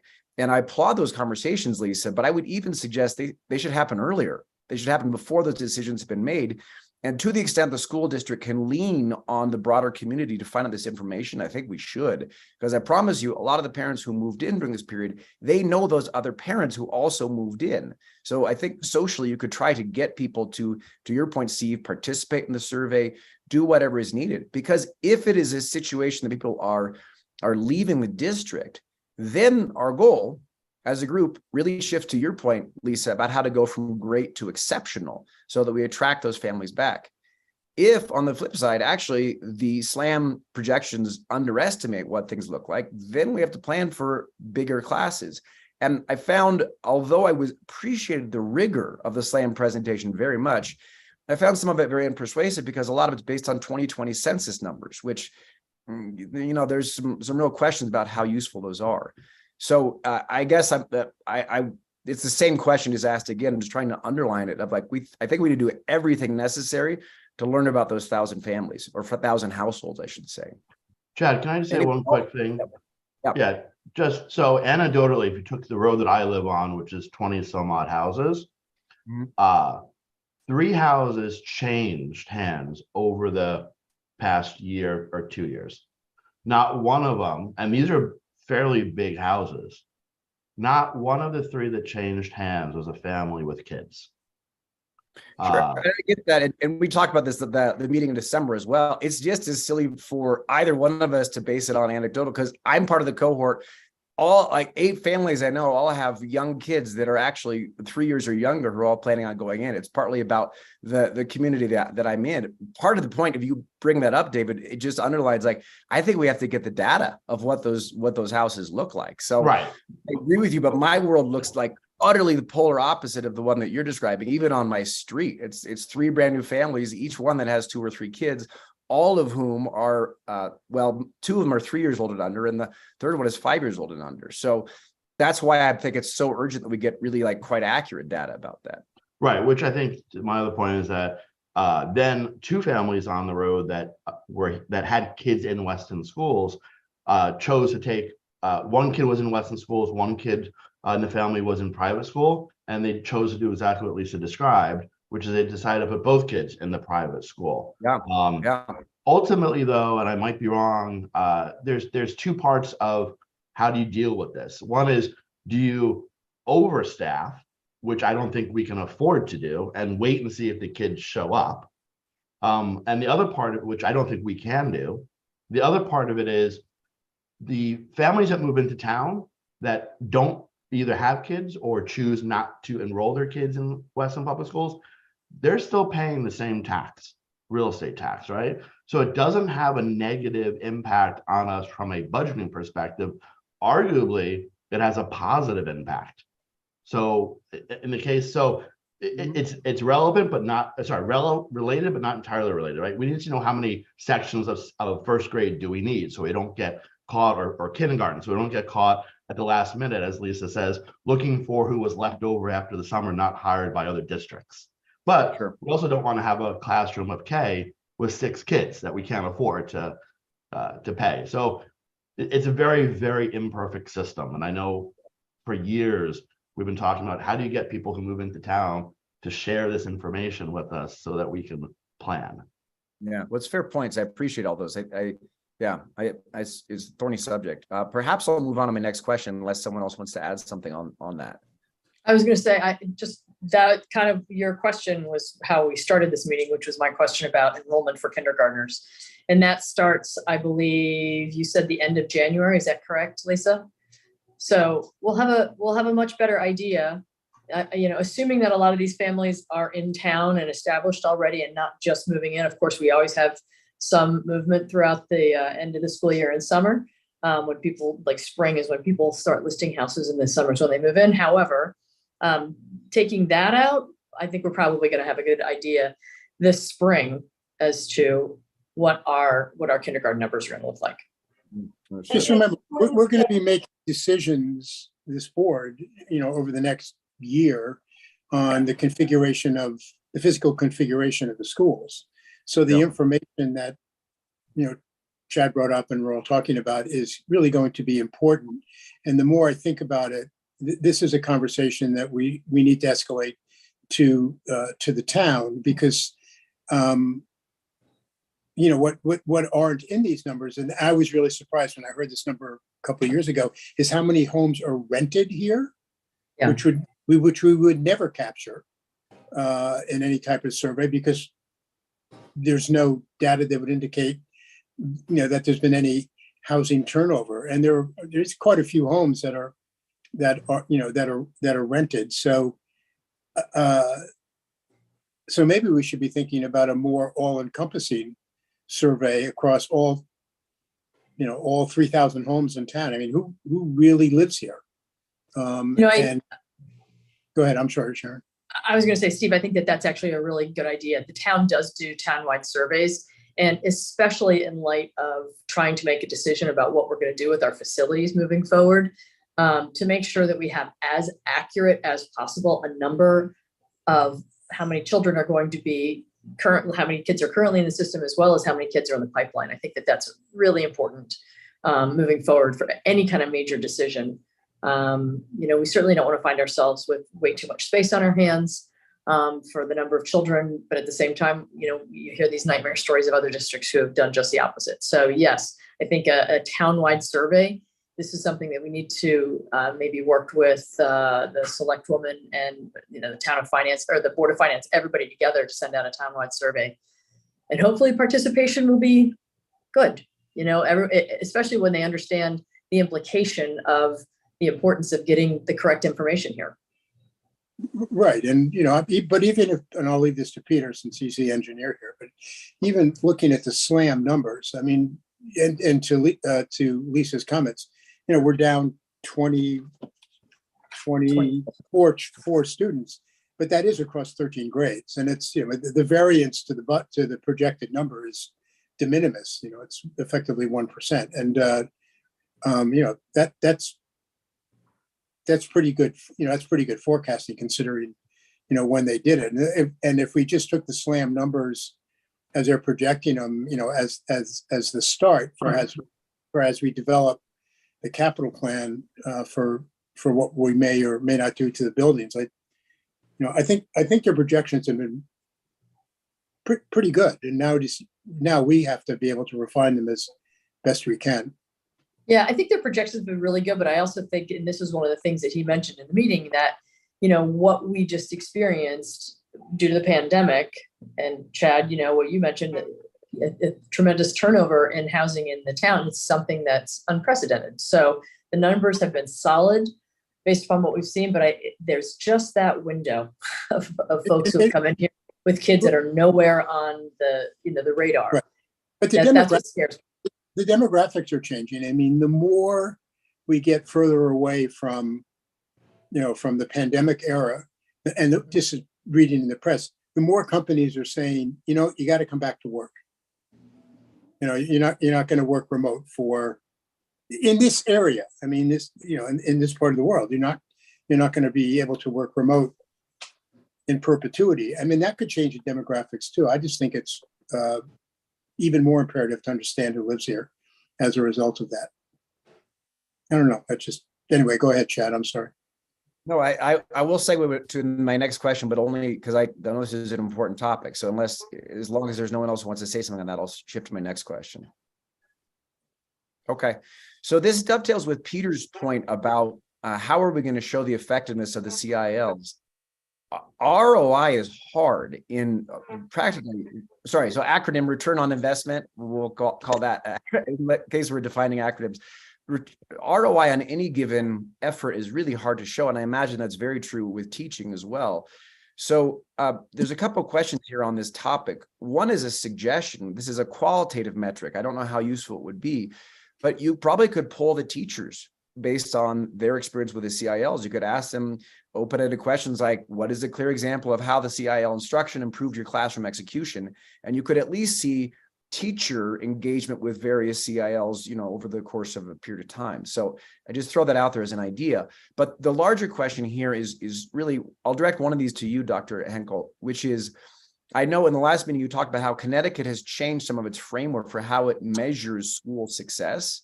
And you walked us through that. To my eye, a lot of those measurements look focused on truancy, attendance, those sorts of things.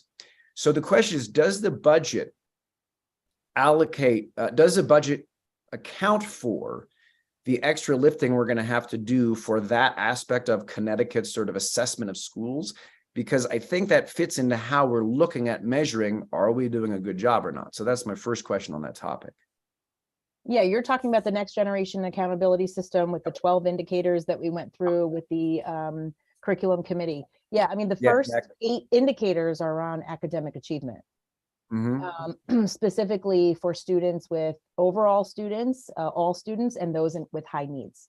So as we discussed last night, and the principals kind of talked about their support of having a coach that can really focus in specific content areas and service not only the classroom teachers, but also creating a partnership between the classroom teachers and special education teachers as well, because they're all teachers, they all impact all students. And so, you know, having that liaison and that person to connect between practice in the classroom, as well as provide some opportunity to build the capacity of our special education staff is something that we're really excited to be able to do. They don't get to do that a lot right now because of the way that the schedules are prohibiting the time frame they have to work across not only general education, but special education. So, and I really do value and have used the idea of surveys through a coaching evaluation model. Not only is it quantitative and looking at student achievement data, but we also have created questionnaires with the groups of staff service, specifically around their roles as coaches. I actually used a qualitative survey as well for my own evaluation for the coaches that we trained. You know, how did I provide support to you? Was it effective? How can we do better? How can we improve, and how can we meet your needs more specifically? So when we talk about a coaching cycle and what a coaching structure looks like, I've mentioned before, there's various levels of support. Sometimes it's whole group, sometimes it's whole staff, sometimes it's individual. So we can talk a little bit more about what that structure looks like and what framework what we're thinking we want to use for the framework, because there's a few different research-based research bodies of coaching and effective coaching. What I said to the group on Tuesday was, here are some of my experiences. What are some of your experiences? Because we have a lot of expertise in the room, and we're going to build our own framework that makes it right for Weston based on the needs of the teachers in the district. So we're going to be exploring some of those for the rest of the school year in preparation for next year. But I really do value and like the idea of the survey as well. We'll definitely include that next year moving into their evaluation system. So the relevance of my questions is really focused on how do we make sure that we are, to your point, Lisa, moving always from great to exceptional. So how are we measuring if we're doing a good job or not? Lisa, a question for you. You mentioned 20% improvement in algebra over 6 weeks. What are we basing that number on? Is it test scores? Where do you get the 20%? So what happened in that class was, so, you know, we had that cohort, and we had the statistic that I think it was, what was it, Tina? 70% had not made goal on the NWEA. The fall. Yep. So you have NWEA, and that's the one that we do 3 times a year. And we the goal is just to take the data and then to look at the children in front of us and really address some of the issues based on their performance. So when the class, the teacher that's teaching those sections, when the results came in at the beginning of, when was it, Tina? You can speak to it. 20% more of the students, there were 20% more of the students met goal. So goal is performance on the NWEA test, correct? It was specifically on the NWEA. That is one of our measures, along with, you know, the midterm, the final. So the beauty of the NWEA, and I'll be frank, we didn't used to do it when I was principal of high school, is if you do it in 9th grade at the three times over the course of you know, fall, winter, and spring, you get immediate data that is a standardized test that can show you where these kids are falling and what they might need help at scale. And that's really powerful data. And that's why we frankly decided to do it. And so when we got, you know, we're always looking like, oh, when are the scores? Like, they're coming out at the end of January, they'll finish, and it'll be very interesting to see the growth. What is the growth, you know? And I'm looking at Dan DeVito. Dan DeVito, it's like, yeah, about meeting goal, but it's also, right, Dan, the growth targets, and have the children, they might not meet goal, but what are their growth targets? So in looking at that data, like it was like, wow, look at the Algebra 1 kids. They are really doing well. And that's what it was related to. Tina, do you want to expand on that a little bit, please? Yeah, because it was a cohort from 8th grade to 9th grade. So that's what she was looking at, because our winter assessment won't come in until a couple more weeks. And we'll talk about it in February. A little bit more, just to elaborate on part of the root cause of some of that achievement as well, was Janine Russo, as we keep coming back to her. She's gonna love that we keep throwing her name out here. She has been supporting the middle school teachers to transition to a new core resource. And I said to her, that core resource actually goes up to high school. And so I had dangled the carrot with one of the teachers at the high school, Janine, and who was Susan Reams, and she was excited about trying a new core resource, but she was a little apprehensive because how does that fit into the one that we do? And I was like, let's just put that aside. Let's try something new and see how the students respond. So I coached her on what the new curriculum was. I coached her on how to unpack a unit. I coached her on the different components of that core resource. Because when we think about a continuum, K-12 continuum, the ground or the root of all of that implementation in the classroom is curriculum. It's resources. It's what are we providing to teachers to teach effectively? You mentioned reading, but it's also math, it's also science, it's every content area. So we have been, Janine started this work before I got here, which was fantastic. It's a high quality resource. It's called Illustrative Math. We use Desmos on top of it with a tech tool, but illustrative math you can use all the way up to high school. So Susan wanted to try using some of those units, and she hasn't gone back, actually. She has kept using the new curriculum, and that is why we believe some of that achievement has occurred. It's changing the way she's teaching. It's changing the way the students are interacting with the content. They're learning math in a different way. They're using a lot of language through that experience. And we've seen some great gains in a short period of time. And so that's what Lisa's mentioning. So that's why I think when we talk about rate of improvement, return on investment, there's a combination of things. It's not only teacher practice that we're looking at, it's student response, right? It's parent response. How are our students seeing themselves in the math classroom, for example, right? That math identity piece, because math is one of those things that kids get really high anxiety around and don't feel like I can't do math. I don't do math, which is not true. And so how do we change that culture and climate in the classroom, specifically in some of these areas? So that's also to your point about that survey, asking teachers, but also asking students and even asking parents, like, how have things changed since we've shifted our practice and done things differently in the classroom? And that also was because of Janine. Yeah, go ahead. And I went to the math curriculum walkthrough at Hurlbut a few months ago. I was really impressed by how they're, to your exact point, like looking at how students are learning and trying to measure that classroom experience, which is great. I guess my question would resolve to this, or my thought would resolve to this, which is, as a board, we're really being asked to like look at this number and say, is it justified? Are we getting the result that we need for this kind of an expenditure? Mm-hmm. And to throw down a little bit of a gauntlet for all of us, I think a pretty obvious idea is maybe we re-embrace the mission of becoming Blue Ribbon School certified, because I looked at the criteria that you mentioned in the Connecticut framework. You're right, the first 8 are about academics, but a lot of that still is linked to just simply scores on standardized tests about academic performance. And there's a big then focus on participation and truancy and tardiness and things like that.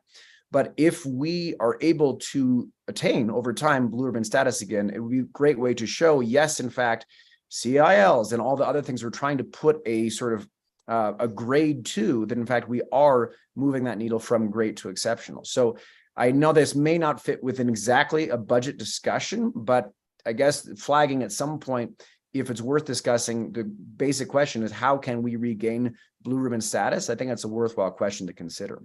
Yeah, one thing I want to point out about Blue Ribbon status, because I know it's frustrating for Laura Cadis, and the high school was Blue Ribbon. It was very exciting. We went down and got our ribbon, although I was very disappointed not to meet the president. I thought he would have been there. He wasn't, but that's okay. I'm over it. Is the Blue Ribbon, I'm not really over it. The Blue Ribbon, Chad, what's interesting is Hurlbut, I hate to say doesn't qualify for a Blue Ribbon, but they don't because of the grade configuration. And that's what's frustrating. There are certain grade configurations, like to be able to get an elementary blue ribbon. Laura's like, we should petition, we're great. Why can't we get it? So I don't want people to think that the reason that they don't have it is because of that. There's certain like structures within it, but I agree with what you're saying. You know, I look at ourselves, and yes, I look at ourselves within the dirt, and I say, we can be exemplary. We can make up some ground here. It's been challenging, but there's no reason why, you know, we can't do this. And it's, I think it's very exciting. What I would like to propose is on Thursday, the 12th, I think it would be helpful for Tina to do maybe like a 15-minute presentation and get into the weeds a little bit more, Tina, because this is a big number. It's a $300,000 number. No one's more conscious of it than me. And you say, yeah, okay, well, what are we getting for this $300,000? We've told a few anecdotal stories. What does it actually look like? What does a cycle of improvement look like? How does this work? There needs to be some more, I think, explanation about this. So prior to Thursday, we can get out to you some information so you can kind of look and digest it. And then she can do a little bit more of a presentation, because I have had the privilege really of sitting and listening to her. And remember, she's a former math teacher. When you start talking about working, it's like Ridgefield High all over again, right? But how does it translate? And, you know, how do you both be supported and accountable? You know, it's really, we have been trying the last 2 years to really be accountable. You know, we dissected our scores and pulled them out by level of math at the middle school. We could have left them all the same and it would have looked better because the higher level kids would have brought them up, but we can't do that. Like, we have to be transparent about what we need to do. And now we have to be transparent with, if we're asking you for $300,000 for these sills, what does that mean? What is the bang for the buck? What are you getting? And how are we going to, you know, measure it? And so we'll work on that for Thursday.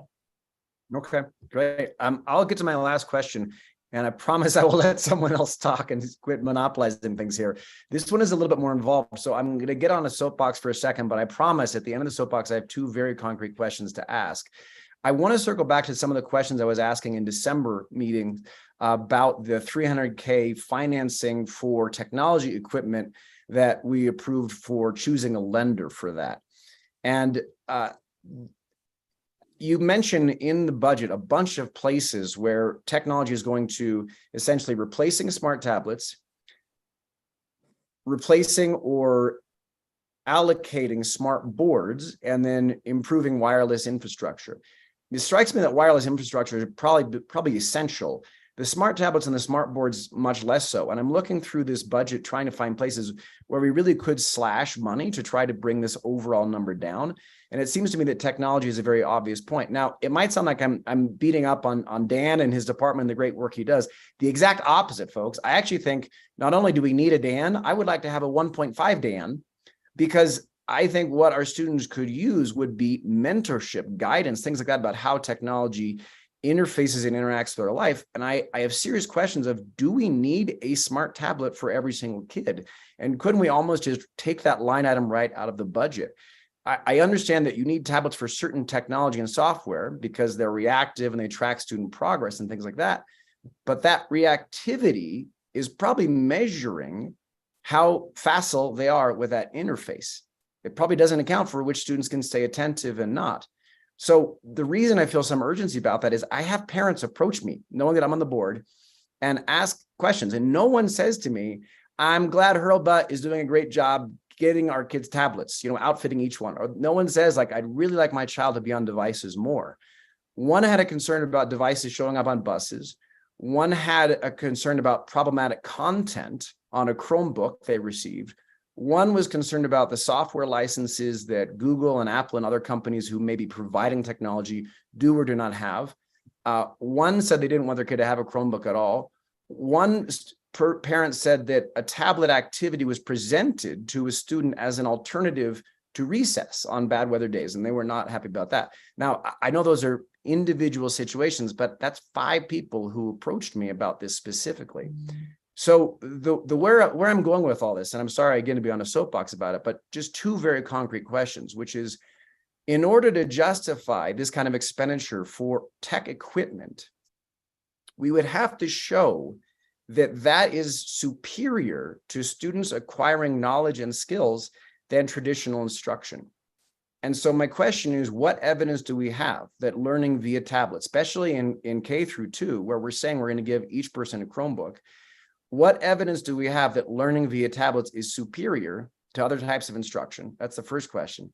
And the second is, given the speed of obsolescence with technology, what do we have in place as a long-term plan so that every 18 months we don't have another large budget item about replacing out-of-date tablets? Because just because the software for Lexia or whatever it is, Seesaw changes, so you need like the latest operating system, I don't actually see that's a justification for needing to wholesale replace a bunch of equipment.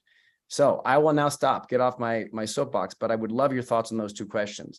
What evidence do we have that shows it's superior? And then number two, how are we planning for the long-term costs of the changes and how quick the changes in technology is? So I'm going to start with the long-term costs. Yeah. Because it's pretty concrete and we don't need to get philosophical about it. Page 232 of the budget book explains a 6-year technology plan, which we maximize the use and the utilization of all the equipment. We utilize every piece of hardware in this district until the bitter end. We do not replace them earlier or sooner. Most of the software, I will say 95%, close to 100% now of the software we use is web-based. Meaning outside of specific products and programs like Project Lead the Way or CAD programs or the music programs, they're web-based software.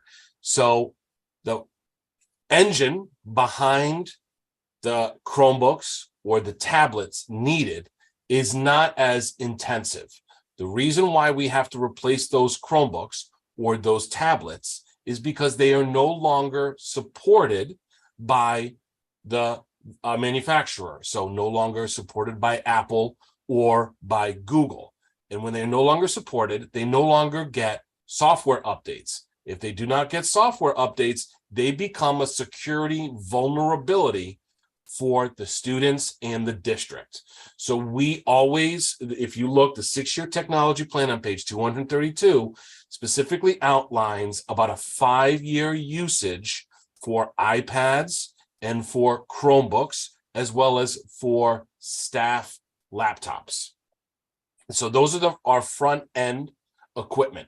We also discuss other products like Project Lead the Way, which is a separate conversation because Project Lead the Way does require more powerful computers.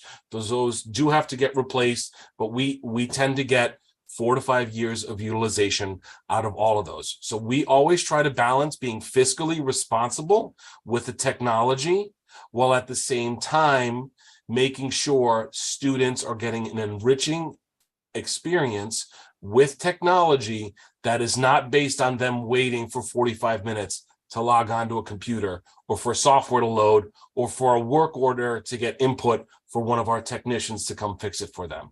So from a replacement, replenishment perspective, all the answers you're looking for are on page 232. Okay. Dan, can you elaborate about lease versus purchase too, please? Oh, Dan, you're muted. Yeah, sorry, clicked the mouse by accident. So basically, the decision, this has been spoken about for a few years as to lease over to outright purchase. Prior to, right when I first arrived here, right, was in the middle of the pandemic. And I've spoken about this ad nauseum before, but I will continue using this as the example as to why I choose to lease. We were in the middle of a pandemic. Staff were home with laptops that were 10 years old, that barely worked. When we started the first school, when we started that first year back, 2020, 2021, we were on hybrid A/B days. A days they were home, B days they were in school. And the equipment was horrible. And it had been requested for a while, but not funded. Going to a leasing option helps cushion the initial purchase as well as build a replacement cycle for all of the equipment, because it's a $80,000 lease for year one. another $80,000 year lease for year 2. As those leases expire, we would release the equipment. When I say lease, I want to be clear, this is a capital lease with a $1 buyout at the end. So this is not like leasing a car where you return the equipment at the end of the lease. The lease, the equipment is the district's at the end of the 4-year term, or however long the term of the lease is. So I guess the reason I keep hitting this drumbeat is, so out of date 10-year-old laptops for our faculty seems to me an urgent thing to address and replace. A tablet for each student seems much less urgent to me. And that dovetails again into my second question, or first question, which is, how are we showing that that kind of instruction is superior to traditional instruction if we're justifying this level of technology investment? Even if it is over the period of six years, you don't have to reinvent all sorts of curriculum every 6 years, but equipment you do have to address because of the speed of technology obsolescence. So I still would love to know, how do we show that learning via those technology platforms is superior to traditional instruction? I actually think a better use of the money potentially could be, as I said, 1.5 Dan DeVitos. So our students are learning how technology works, how it's engineered, how it's created, rather than trying to give them devices to teach what traditionally, I believe, could be taught without devices. So Can I I'll just jump again in? that same question if you don't mind. Yeah. Yeah, Tina, please. So just two thoughts that come immediately to mind it kind of connects to the SIL idea too. We are very fortunate in Weston to have also a group of expertise and skilled library media specialists. Part of their curriculum and their role in this district is to provide layers of understanding around appropriate use of technology, what it means when you're on these devices, inappropriate use of the devices. And that's part of that work that Dan and I actually do with that group. That's number one. So I too would love to have 1.5 Dans, not that you can have 0.5 of a Dan, but they are, they are definitely, we work with to ensure that there's that regular ongoing instruction for kids, developmentally appropriate, around how to effectively use technology to enhance instruction in the classroom and use it appropriately. Digital citizenship, digital literacy, all of that is part of their curriculum and what we do for all kids K-12. The second piece though is I'm not sure this ever came out of anyone's mouth on this call, but in no way do we believe that technology replaces or is exemplary to classroom instruction that our teachers provide. And I don't believe in that. And I'm pretty sure that nobody else in this district believes in that. What we see technology doing though, and it's been a goal since way back when, especially when we talk about 21st century learning, we do have to prepare students for a world where it is very technically driven, and that we build the skills around what they need to be prepared for when they even transition to 3rd grade. Something as simple as even typing. When I was in school, we had typing classes at the high school. I don't know if anybody else had those, but I had to take typing. Okay. All right. Yeah. So we don't do that anymore, right? We expect kids to know how to purposely use a device with their hands in the right structure on those keys so that they can be fluid and efficient when they're using the devices. That starts at a very, very early age, number one. 2, have you ever been in a classroom with kindergartners where you only have 3 devices to use when we have to transition between different content areas and use different applications to enhance the curriculum? It is a nightmare. And talk about loss of instructional time. It is, you might as well just not use them, to your point. So there's a couple things. Go ahead. I'll jump in, like having a kindergartner. Yeah. No, I completely agree. Can't have 3 of anything, an entire classroom with kindergartners. No, the question would be absolutely that not. you just said is enhance the learning. And my question is, does a device for every single student enhance the learning? That's the question. Well, that I'm there's trying to layers of this. Yes, because we, if our it does it, teachers that's use the it. that's the budget item. Sorry, go ahead. I'm talking over Right, you now. I agree. No, I agree. I think it's a valid question. We evaluate it all the time, right? Because You also have an option to choose different types of devices depending on the applications they use, whether they use an iPad or whether they use a Chromebook, right? And whether it's whether you provide peripherals such as a separate keyboard versus typing on the screen, or a mouse, right? What is developmentally appropriate? Because we have an obligation to teach students how to use these devices, because when they go to 3rd grade, for example, that's too late, right? We use these devices also not to instructionally enhance our core resource, our core curriculum in small group, but we also use it for assessment. And we will continue to use it for reading and writing assessment. And K1-2, we use it a lot for screening, so that we can complete the assessments quickly and efficiently, so we can get back to classroom instruction. So Sure. we kind of see, I don't know if you believe this, Dan, but I kind of start seeing these devices as extensions to textbooks. Like, we don't use textbooks. We have individual textbooks for kids to use for reading. They also have a device that's individual for them, so that they're using an application. It's customized for them. So they click, they're in and they're off very quickly. If you share those devices and they have to learn their username and passwords, and they have to switch the username and passwords, it's a time nightmare and it's very inefficient. And that's another reason why we want to make sure everybody has their own device, so that we can get back to regular classroom instruction and small groups can be used more efficiently. But I don't know where I just want to clarify. We don't expect technology to replace classroom instruction. Maybe during COVID, like, we had to definitely, pivot and shift it, and it looked differently, but we're repivoting out of that world. And again, we're using it for small group. We're using it to enhance the core curriculum. And the reason why it's very important for individuals to have their own devices is because for efficiency, for time purposes, and the device is customized to them based on what the apps they use, and so that they don't have to remember username and passwords. And we use it individually, specifically at K2 for all assessments. And we need to be able to have the access to get kids on and off quickly. I completely understand. So the if would be, if we determine that they all need to be able to do these things, which is not have that learning loss in terms of time in the classroom. Absolutely. The question I'm asking is not like, does it replace? I'm asking, it would need to be superior to what we traditionally have to justify that kind of a cost. And I think there's a lot of wiggle room here. You're right, typing does need to be taught with devices. But the data that, like, things like language acquisition taught via tablet is really, really dicey. And in fact, I'll throw out a title that you all, and anyone listening, by the way, it's an exceptional book. You could check it out if you want, called Bright from the Start by PhD Jill Stam, which is about how learning language acquisition via two-dimensional tablet is actually really poor in terms of the outcome.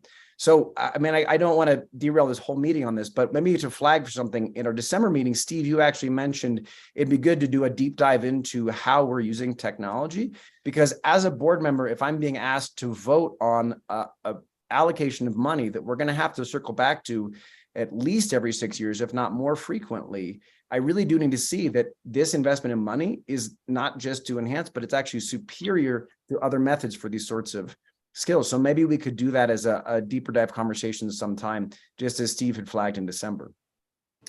Can I say something here just to play? Go ahead, Bernie.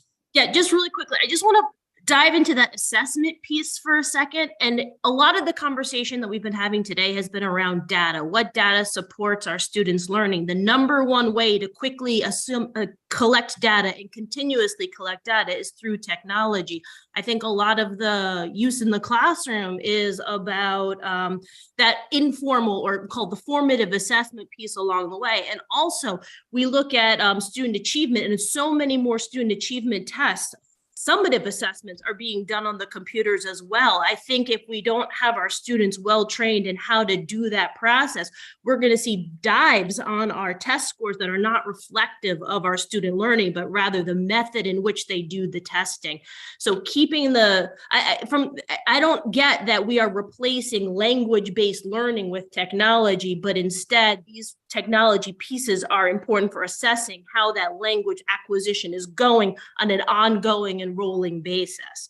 I know that in my classroom, we use Reading Plus all the time to create these benchmarks, not because we're teaching the students learning per se, but we can constantly on a monthly basis measure how much growth they're getting in their learning of language acquisition from the classroom-based activities.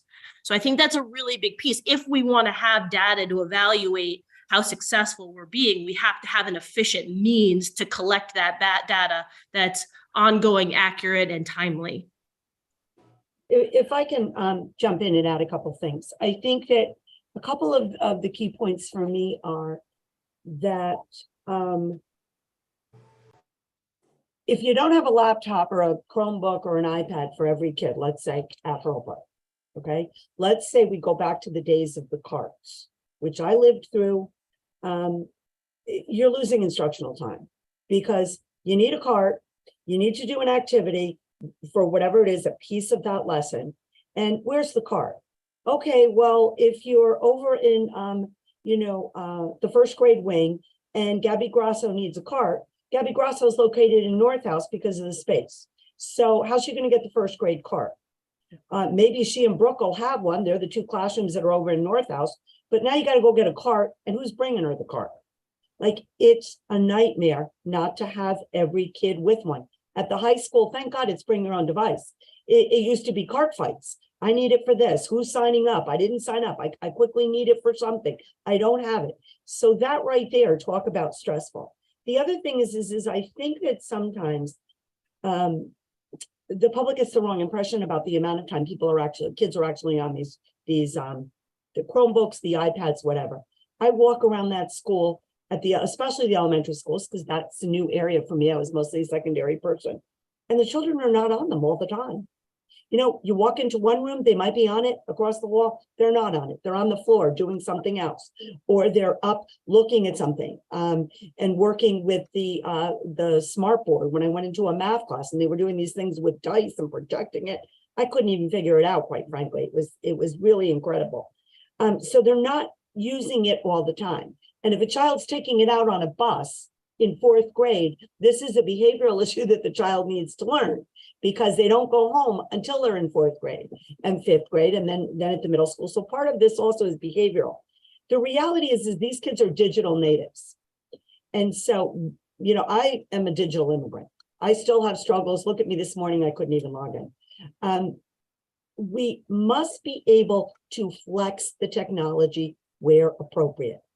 I mean, I'm all for, I don't want my, my kindergartner and 4-year-old grandson to be on a laptop to the point where every toy I bought them had nothing to do with technology. I will never buy them a tool with technology, only because I want them outside.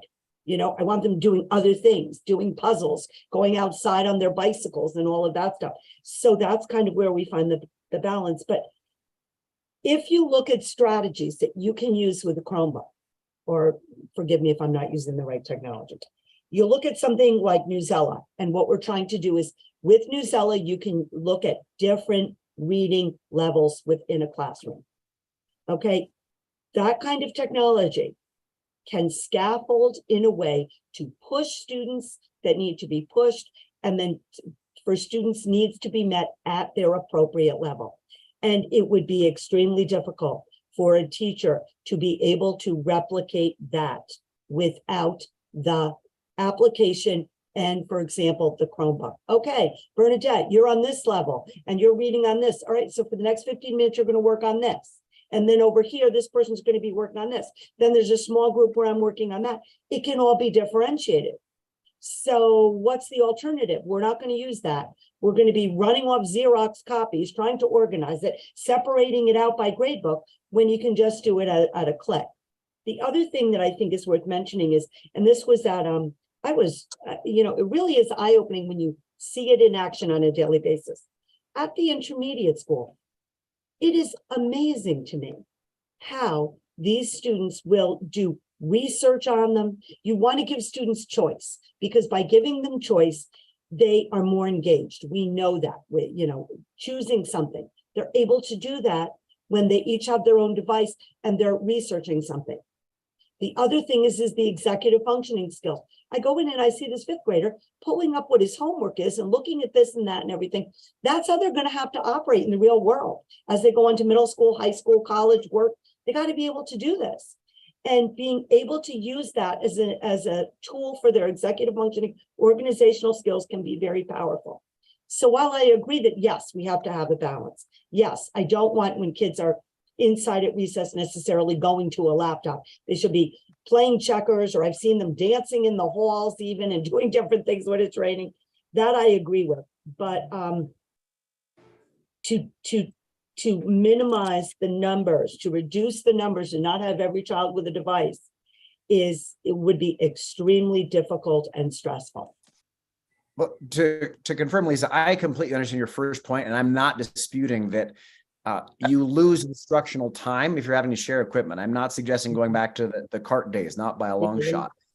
The deeper question I'm asking is, do we need these devices and these software platforms? And that I think probably is better than me repeating the question, is to simply let's try to flag, as Steve had brought up in December, to have a deeper discussion, because it feels hard to vote on this amount of money over time to justify one device per child without having a very, very clear sense of how those software and those devices are not just augmenting the learning experience, but actually superior to what we've done previously. So again, just a plea to try to do and we can try, but I'm going to tell you that it'll be very difficult to be able to quantify in test scores the impact of someone using a tablet versus not using a tablet. That's where I think that it's kind of a slippery slope, but we can certainly give more, do the very best we can to clarify how they are used, when they are used, what's going on, because I think that how is important. Yeah. Okay. With that, I will stop monopolizing this conversation. Thank you so much. I really appreciate all the answers. Can I throw something in there? I'm playing a little bit of a devil's advocate to you, to your comment there, Chad. I hear what you're saying, and none of us as parents ideally want our children sitting on devices all day long. And I am sure that they are not sitting on devices all day long in the classroom. I think that we as a board have a responsibility to prepare these children to make sure that they are both, academically, emotionally, and also digitally prepared for the real world. And I think that both Tina and Lisa spoke to that, as did Bernie. But totally, those guys had great detailed answers. I'm going to take it to the very top, just the most superficial answer of all. And that is, you had 5 people who came up to you and they were complaining about various things that had to do with technology with their children. I can pretty much guarantee you that if we, as a Weston School District, take away the technology from the kids in the classrooms, the K through 2 classrooms, and don't start incorporating technology into their classroom until 3rd grade, you will have a lot more than 5 people come up to you and say, what is going on with Weston? We are one of the top school districts. We've got plenty of money in this budget that we put out here. Why is it that our kids are not being taught on technology the way that kids in Darien are being taught, the way that kids in Westport are being taught? You'll have a lot of people making that complaint. Again, it's completely top level, but just you'd have to be prepared as a board member to deal with a lot of complaints if that were the direction that we were to take it. So if we were to take it that direction, we would have to have some really solid support for why we are not educating our children on a technology from the get-go. So well, I think we need solid support for whatever we do, because it's a big number to ask regarding technology. And with a lot of things, the devil is in the details on this. Your point about parents being concerned about the future, that's always a sort of fear scenario that parents are forced to face. I don't want my child to miss out on the information and digital revolution and future. But a lot of data shows that kids are not actually doing that. They're learning speed, they're learning fine motor skill, but they're not learning deep understanding of how technology actually works. So if our curriculum is about educating them about how to use technology, even how algorithms work, how coding actually works, great, for sure. If it's about fitting into, speed of functioning on a two-dimensional device, that's much less compelling. So again, I think the devil's in the details a little bit about how we're using this. And that's why I think a deeper dive into it would be really appreciated, at least on my side, so that I can vote responsibly on why we're spending the money that we're spending on technology. Gotcha. Okay, thank you, everybody. One thing I want to say just real quickly is every single board person has said, I'm sorry, I'm monopolizing the conversation. That's what we're here for. So ask all your questions. It's fine. Well, I'll say it better than Lisa. Thank you so much for offering a really robust discussion about this thing that I feel some degree of responsibility to vote reliably and responsibly and ethically about. So thank you, everybody. I'll put it that way instead. I've got some questions if we're ready for a new topic. My first question is about the English language learner program. And I know that I saw in the budget, we're increasing a 0.3 for a teacher position. And it's because our program is growing. We've got more students who have that need. I'm wondering, what else are we doing about the program besides just increasing that teacher? Do we need more resources or training for the general ed teachers if this is going to be an ongoing increase in the population? How are we preparing for it? And I guess in our February progress report update, it might be interesting, useful to put in an indicator for how these English language students are doing as a breakout group, so we can continue to track them as it grows in our population.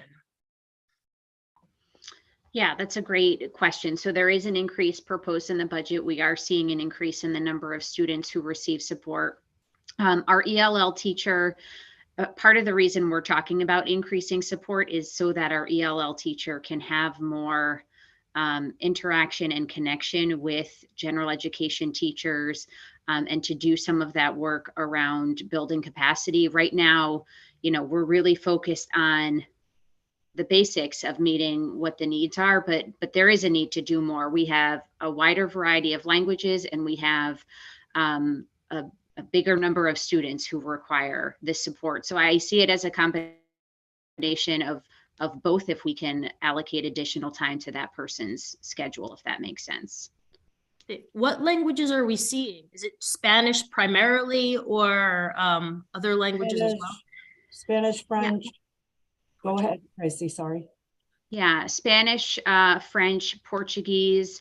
There are a couple of other languages actually that we have some new students coming in that we need to do some assessment to determine what their needs are. I'll also just flag here, because I think it is different than what we've experienced before. We have students who are coming to us with the other language as their only language, meaning no exposure to English and at a variety of age levels.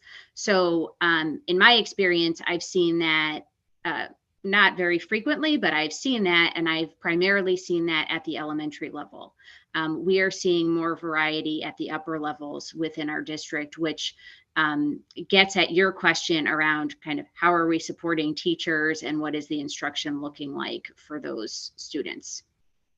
If I can just add a couple of things, I always have to jump in, right?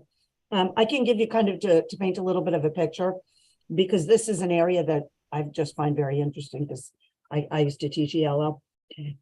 For next year, we're anticipating 7 students right now at the K2 program, which is really good, because when you get them, as you know, Bernie, younger, then it's that much easier. These are, as Dr. Henkel told me, I see these as linguistically gifted children.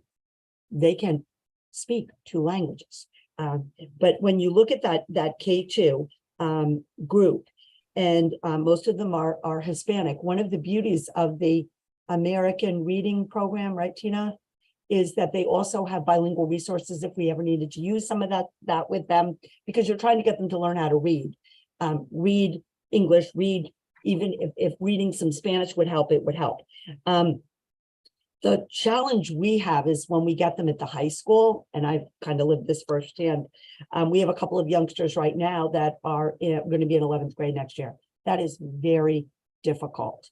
They do wonderfully when they speak.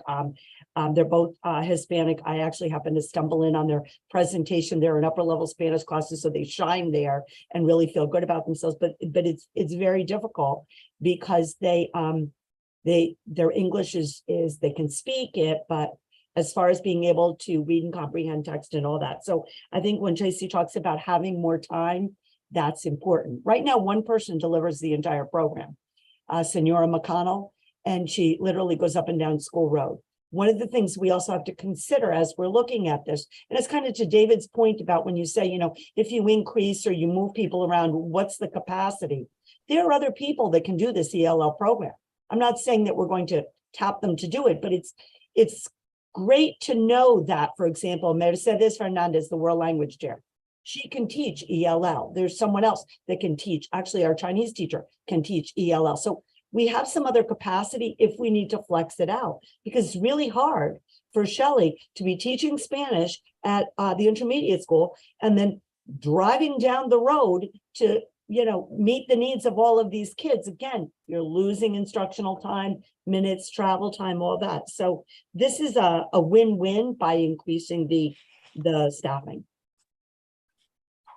Bernadette, just to add to, this would be also some of the work of the SIL to build their capacity around instructional scaffolding to support the classroom teachers around what types of scaffolds can we provide tier 1 so students have access to grade level content, sentence starters, multiple opportunities to translate English and Spanish into tables so they can enter the same grade level content regardless if they are entering in a multi-language environment.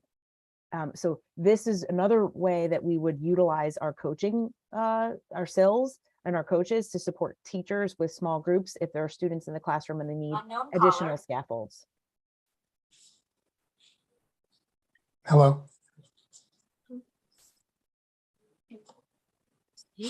Okay. My next question is around the literacy budget for the changeover we're doing in the K-3. Do we have a breakdown? I know we're applying for a little bit of a scaffold rollout for how we're going to do this, and that part of the thinking was to be conscious of the budgetary requirements. Do we have a specific breakdown of how much we're going to need for the literacy program in this coming year or in the sequential years in the binder, like a breakout? I did provide that to Phil. We have a K2 breakout per materials. Then we have a breakout for digital access of materials, and then we have a breakout per professional development. You're right, in our curriculum committee, I did request a time extension with the state so that we can have a multi-year implementation. The way that our current, obviously we all know the current grade level structure in Weston is we have a K2 building and then we have a 3-5 building. So we are going to focus on an implementation for K2 in the first year, and then a request for actually a 3-5 implementation. So there's that continuity of instruction for K5 for the following year. I don't have, I can provide you with the details the next time. I do have it broken out, but Phil has it too. Substitutes. As we think about, I know we're always looking for substitutes. Why? Because it's such a challenge is why I thought maybe I'd bring it up at our budget meeting. If we're doing everything we can and budgeting appropriately to try to get quality substitutes and continuity of the substitutes as we go through in the buildings, is there anything from a budgetary perspective we can do so that the quality of education when our teachers aren't in the room that day is as high as it can be? Jerry, would you like to elaborate on what we've been doing, please? Absolutely. So last year, one of the decisions that was made from a substitute perspective was to increase the number of building substitutes that we have. So historically, we had sort of one per building that went up to 2 or even 3. So the elementary schools were budgeted for more building substitutes, and versus daily substitutes, those are individuals who come in every single day and are placed even if there isn't an open position that day. We have never had a day where there's not an open substitute role. But so we did do that last year, and we increased the number of building substitutes that we have at all levels. We have also had certified building substitutes, which is a really nice thing because we have people who can fall into go into a spot when a teacher's out on a long-term leave, and that's required. They have to be certified after a certain point. So that's one of the things that we've done. The second thing that we've done is really sort of look at every aspect of how we recruit our substitutes, get them in every day. We've gone to the bus depot, and we use some substitutes that come in sort of half day if they're when they're not driving the bus. We have looked at some of the parent group. Certainly we have wonderful parents in Weston, and they are wonderful about coming in each day and substituting for us. We utilize students who are home on leave. So we get a sort of a bump in substitutes come December, and then for the month of January, which is really important because, as you know, we've got flu and COVID and things like that happen. And then we recruit. So Lisa has gone to the Lions Club to recruit. We have done a What's Happening in Weston podcast to let our seniors know to come into the school district, and that's really been helpful. Is it perfect? No, I would say we never have a 100% fill rate. I don't know that we'll ever get there, but we certainly have done a lot better. We have also this year, from a budgetary perspective, increased what we pay our substitutes. So we are extremely competitive now with our border groups. We pay the same as Westport and better than all of the other surrounding neighborhoods, even if it's just by sort of a nominal amount of $5 a day. That really does help us recruit and retain a good supply of substitutes. So we will continue that next year and sort of keeping competitive with our substitute pay. Terry, if I can chime in very quickly on that.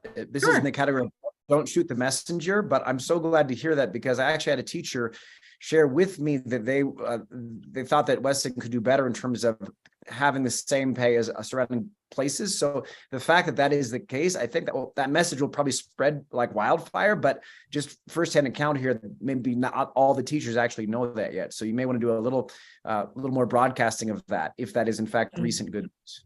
It is on our website. I also did send out a school-wide distribution when we did change that. So hopefully all the teachers know that, but I'll make sure that they do. We did send it out and say, hey, if your fellow teachers are looking to come, if you're retired, we have a wonderful retired teacher population who does come back and assist well. So I did do that, but I will make sure that they know that, Chad. Absolutely.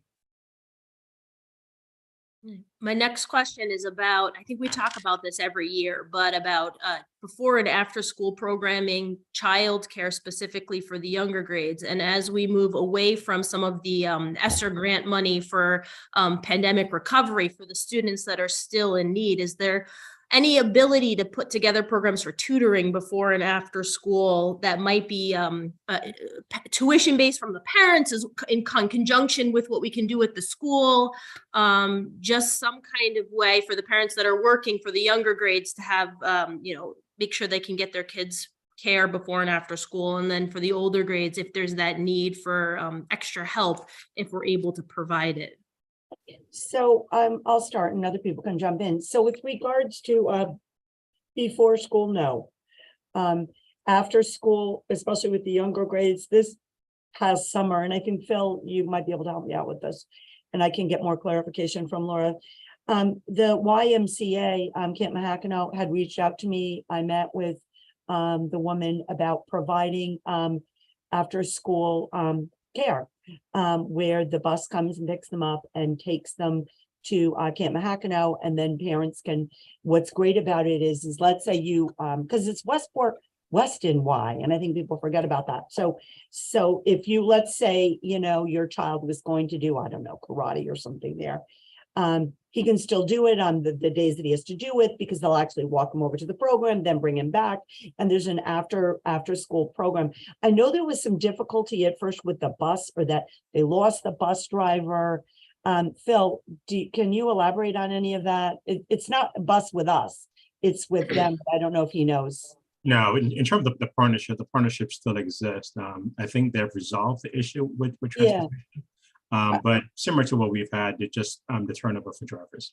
Yeah, I think there was a glitch about the bus at some point in the fall, but I think then they were actually doing the program there, and that now it's been resolved. So there's that option. This is the first time that we've done it. So we want to, we certainly can increase the publicity and whatnot for that, because it's, I think, very helpful for working parents. I think that they can be picked up until almost 7 o'clock over there off exit 42. So there's that. As far as I know that Dan Joke is piloting this year, keeping the library open at the middle school, I believe 1 day a week after school. And they were trying to work on, trying to get peer tutors. Peer tutoring, it sounds great, but it's hard sometimes to staff it. When you think that, 70% of our kids play sports at the high school, then you have our thespians and all that. Sometimes it's a little bit tricky to be able on a consistent basis, although I think there's some pictures on the Instagram where some kids from the National Honor Society went over it would have to be more that kind of thing. It would be peer or student tutoring to students, because it would be challenging to have the teachers stay after school and be able to run those kinds of programs. Our teachers already, get stipends for clubs, and then they have, quite frankly, some of them have their own children they have to go pick up. So I'm kind of giving a long-winded answer, I guess. I think we're going to see how that pilot goes. Sometimes it's not so much about the money itself in the budget as it is in flexing time. And that's a conversation we have to have in the spring about some of the para educators that we have. Do we decide that we're going to flex, for example, the person that works in the library by an hour certain days of the week, because then they can stay later and then there's a place for the children to go. That's all under consideration. And I do think that this YMCA partnership we have to build on. And then we have, in partnership with the town, that WOW program. That takes a WOW between WOW and getting all the kids to soccer and all of the other different activities that they do. That's a lot of work on a daily basis with the staff over at Corbett and the intermediate school, and they really do a great job. But that's more of a seasonal thing. And if your kid is interested, it's not necessarily steady childcare. I think the best option for that is the YMCA. And they're very willing to expand that with us. So we can certainly work towards doing that. Did that cover it, Bernadette, or? Yeah, just highlighting some of the complexities as to why it's not something that we're just rolling out and doing or choosing just not to do. And it's not necessarily a budget thing that we just need more money to do it. It's more complicated than just the budget. It is more complicated. And we've been talking about also, what do we do about try to increase and enhance summer program options for our children? I know Dr. Henkel has some ideas, and some of these things are not related to our budget. It's also about, opening the facility, to different groups and things like that. So I think that we're moving in the right direction, and that we're taking small steps to move in that direction. But our goal also is not to, put it on the burden of the taxpayers, to be frank. Creatively coming up with other ways. So Lisa, just let me jump in for a sec. So I was a trustee of the Y for a number of years. They have programs, fiscal, they have the ability to support children with grants, both during the school year and for the summer. And we should talk some more about that, because they're very generous with grants for kids who can't afford to go to Camp Mahakano. We should talk about what they can do for after school programs as well. Great. Thank you, Steve. We'll reach out to them. They were delightful. I mean, they approached us, I have to say. I thought, my gosh, I should have approached them. I didn't even know about it. And the woman couldn't have been more lovely. She was actually at the back to school nights for her, but trying to promote it. I saw her there again. So we're moving in the right direction. Great, thanks. Yeah, and my last question, and then I'm done, is more of a statement to think about as we move forward too. And it's around that idea of measurement. And we've been talking a lot about looking at return on investment for things. And I just wanted to, kind of think about how we set up our metrics to do that. Because I think there's a danger in over simplifying how we get our return on investment and making it based on simply test scores or a single student indicator. And in looking at the SIL conversation and jumping back to that for a second, the SILs do such a big job in supporting teachers. And if you look at percentage wise of what has the biggest impact on student learning, it's the in-classroom teacher. But when we measure the effectiveness of our teachers, we don't just look at student test scores. We have instruction as a key piece, but we also have the preparation they do for instruction. We measure them based on their classroom environment they create, the connections they make with parents and families, their professional responsibilities and training. And I can see how the SILs might have such a huge, or have the potential to have such a huge impact in those other areas as well that fit the overall fitness and effectiveness of our teacher. So, when we're thinking about what student outcomes are coming out of the SILs, I think we need to make sure that we embrace the complexity of the measurement and consider those factors as well in looking at it. In my dissertation research, I looked at the teacher well-being and the effectiveness of their practice as a structural equation model, trying to take something hard to measure and measuring it, right? And I found about a quarter of the teacher effectiveness was related to their well-being. So when we think about teacher burnout and teachers doing too much stuff, or not able to be the kind of teacher they want to be because they don't have the time and resources to do that, I can see the SILs fitting in and fitting so much of that requirement to help the teachers do the best job they can too. So just to add that to our consideration, we're creating a metric to see if they're effective. If we can figure out a way to kind of capture some of these aspects as well, it'll give us a more accurate measurement. Your point is well taken, and it makes me think about, we have the evaluation professional development plan. Domain 4 is individualism and collaboration, and the teacher, reflects on it and all of that. So to get everyone on the same page and to have, that's another place where the teacher can express how the SIL works with that teacher. It's about the relationship, how that they, are able to develop and grow with that SIL. And we do worry about the stress of the teachers. I worry about the stress of the teachers. We looked recently and said, well, how many teachers do we have that have been here 5 years or less? Not necessarily to teaching, but here in Weston. And what was the number, Terry? 23.5%. So, and the number of teachers is like 50 something, correct? 53. So 53 teachers have only been with us 5 years or less. And that's important to remember, it struck me because when I was hired many years ago, it was 14 years from 1985, do the math, to 1999. They didn't hire one new teacher at the high school. That's powerful. You think about taking care of all of the teachers, and especially the ones that are 5 years or less, to make sure that they feel supported is huge. Now, can I ask a quick question relative to this? It's related. And I don't know, this question is probably really directed to Terry. There you are. I was looking all over for I don't want to point in the wrong direction.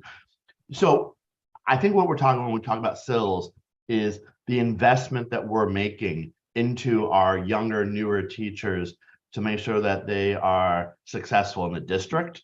The two questions I would have is, from a pay perspective, the younger, I don't know the right term, age implies younger. We're talking age, or are we talking years teaching when we talk about 5 years? I know they're not 5 years old. Yeah. We're talking the number of years they've been in Weston. So that doesn't necessarily mean how old they are or how long they've been teaching. We have several teachers that we hired this year that have been teaching for 15, 16 years, but they're new to Weston. So the number Lisa quoted is just the teachers that are new to Weston, not based on their age or their years of teaching. Okay, and really the years of teaching, I think, is really the term I was looking for. So if we're talking about using the SILs to make an investment in these newer educators to Weston, from a pay perspective, are we paying these educators less who have been in the district only 5 years, and therefore there's some return on, as Lisa says often, and I love the term, academic return on investment? Are we taking the SILs, we're investing their time into the 5 year, the newer educators in our district, in expectations that we then get more out of them the way Weston does things at a lower cost than maybe a tenured educator who's been in the district 15 years. And I might be talking way too private sector right now. Yeah, you are. Right. No, I think the SILs don't only work with, and Tina can address this more, but the SILs don't only work with newer, quote unquote, less experienced teachers. You know, a SIL is going to work with all of the teachers on different methodologies and different. So even if you've been teaching for a really long time, there's still a need to always be a continual learner. So I think I'm not sure I understand your question of, you know, are the SILs, the increase in the SILs only to affect the less experienced teachers? Is that your question, David? Yeah, I mean, I guess to oversimplify it, what I was saying was if you take the cost of the SILs, which indirectly is going up if we, you know, if we move forward with the plan, and we take their time and we invest them in the newer educators to Weston, and we're paying those newer educators less than we'd be paying a more tenured senior educator, is money well spent, because overall what we're really talking about here is budget. How do we get the best educational value for our community? Right. I'll take a stab at this.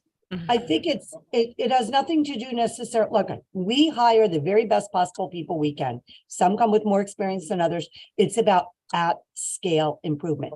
So if you were going to say, like, where is the, you know, by making this investment in the SILs, where are we going to move forward to save funds? And it kind of goes back to something that Chad said.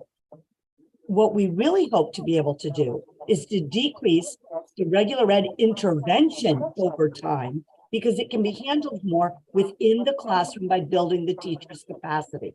So if you were going to look for a savings, so to speak, in funding, that's where we hope to see it.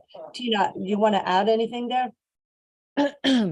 I was just going to add, and I don't know if this answers your question either, David. There's 2 layers of support that we in Weston want to promote.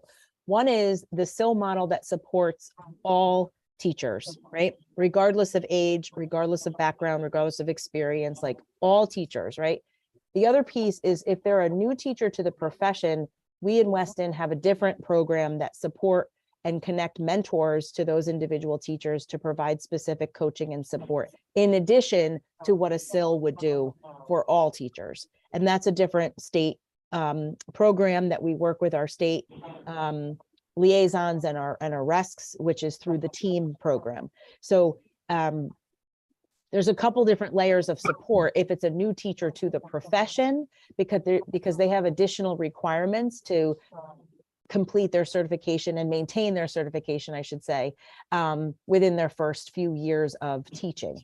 So that's in conjunction to a SIL coach that would support them as well as everyone, regardless of their experience level or age that you've asked about. Okay, David, are you satisfied with that? Okay.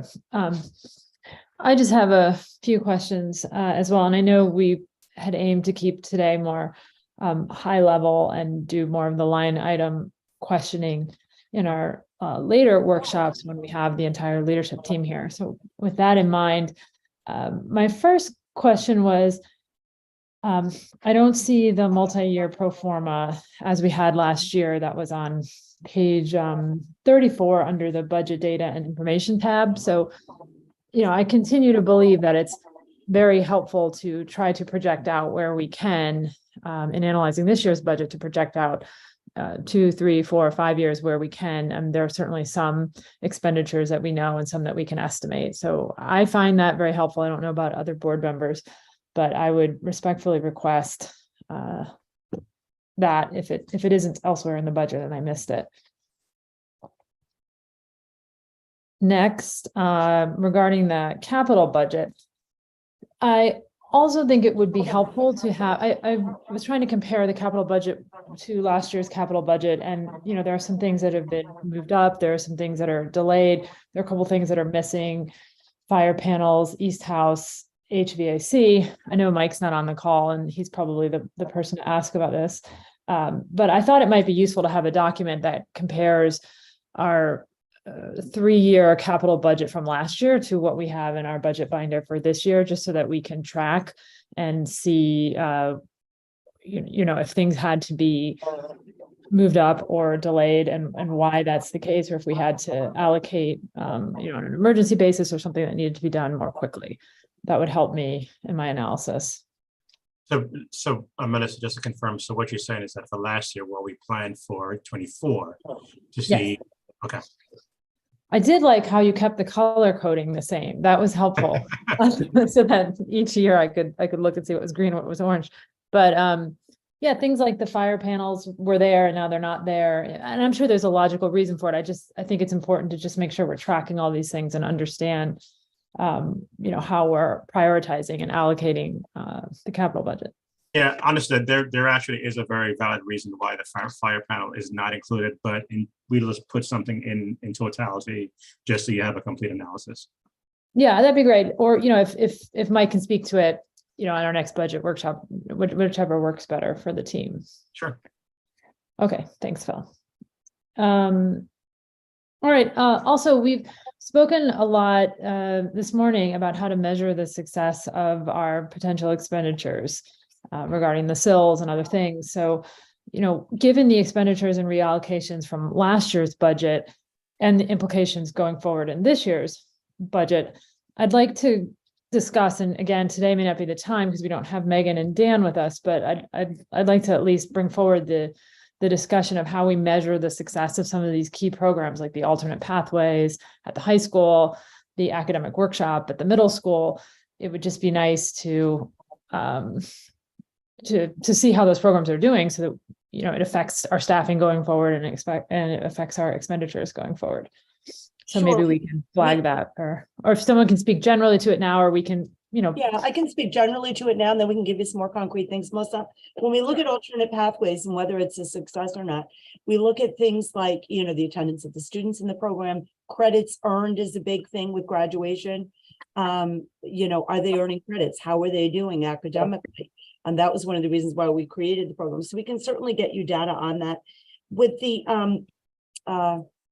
academic workshop, we have, it's still a little bit early, but we can certainly pull something together. We have things like they have their extra help the last 15 minutes of each session where students go in. We have, student work samples of what they actually have been doing. It's more of a qualitative thing. I will say to you that the enthusiasm when I walk in, I know it's a workshop class. First of all, I know it's because it's less numbers, but I can't get over the enthusiasm I see in the class, which is great. So we can certainly pull together some qualitative and quantitative data for Thursday to help explain that. Tracy, I don't know if you want to add anything. No, I think you pretty much covered the data points that we look at for alternative pathways. It's a lot about attendance, grades, participation, and I can certainly organize that for you. We presented that last year, so we can share an update this year.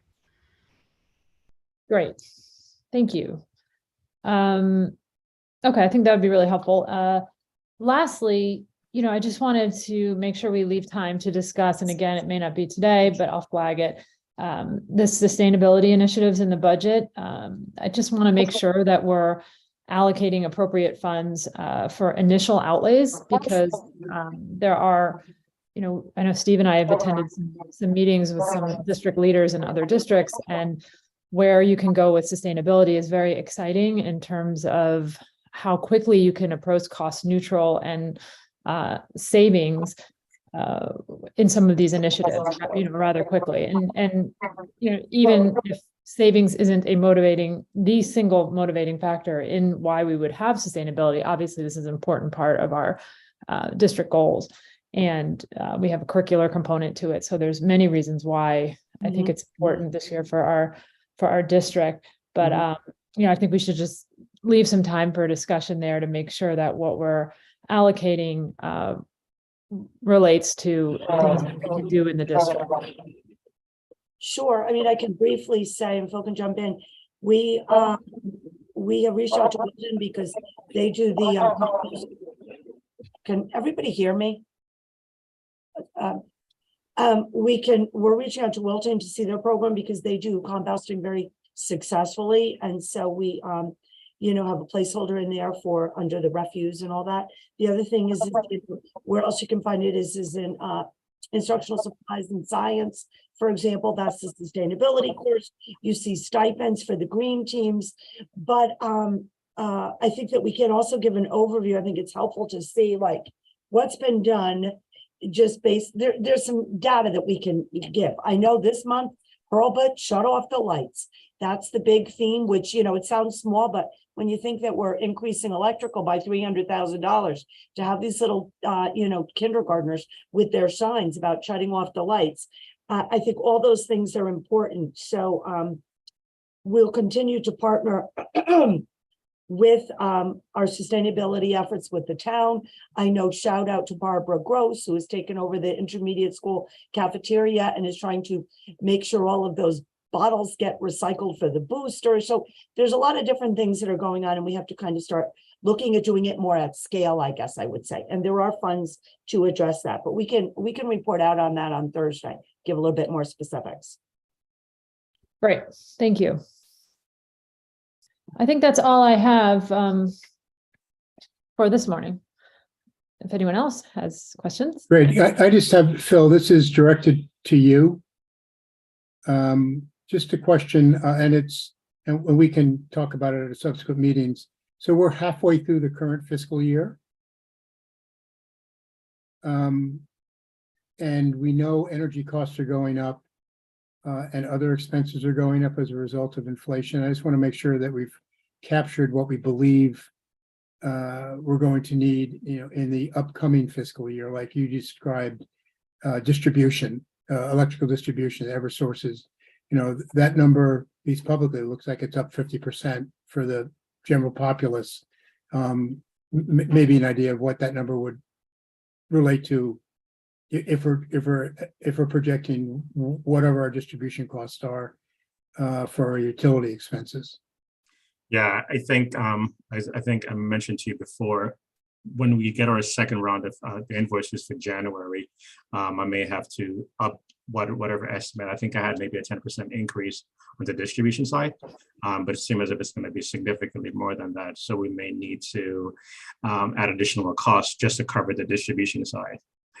As I mentioned last night, we're good for the first half of the year on the supply side because we do have an existing contract.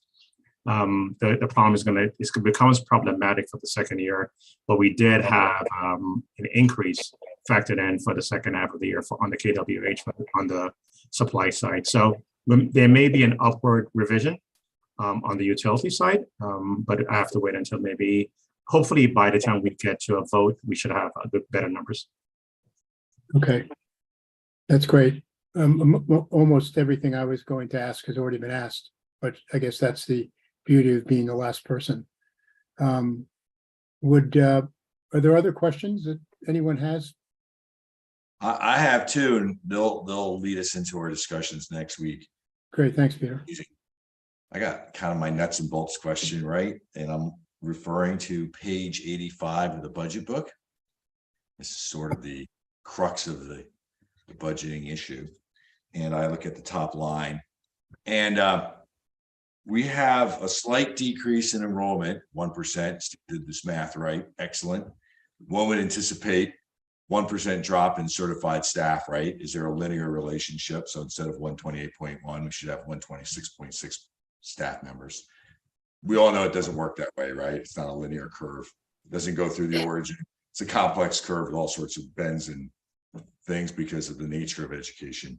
But I wanted to make sure the public understood that we're pretty close. Everything's sort of flat, right, on enrollment and staff, certified staff. Yet I think there's a couple new hires that I saw in the presentation last night, and I wanted to just sort of reconcile 128.1 because I heard there's 2 new sections in WIS. Did I hear that correctly last night? And I would imply that there's a need for 2 new section teachers, right? So is it that we're hiring 2 new teachers for those sections, or are we just reallocating teachers among our current staff to deal with increased enrollment at WIS? So that's one of 3 questions in this topic.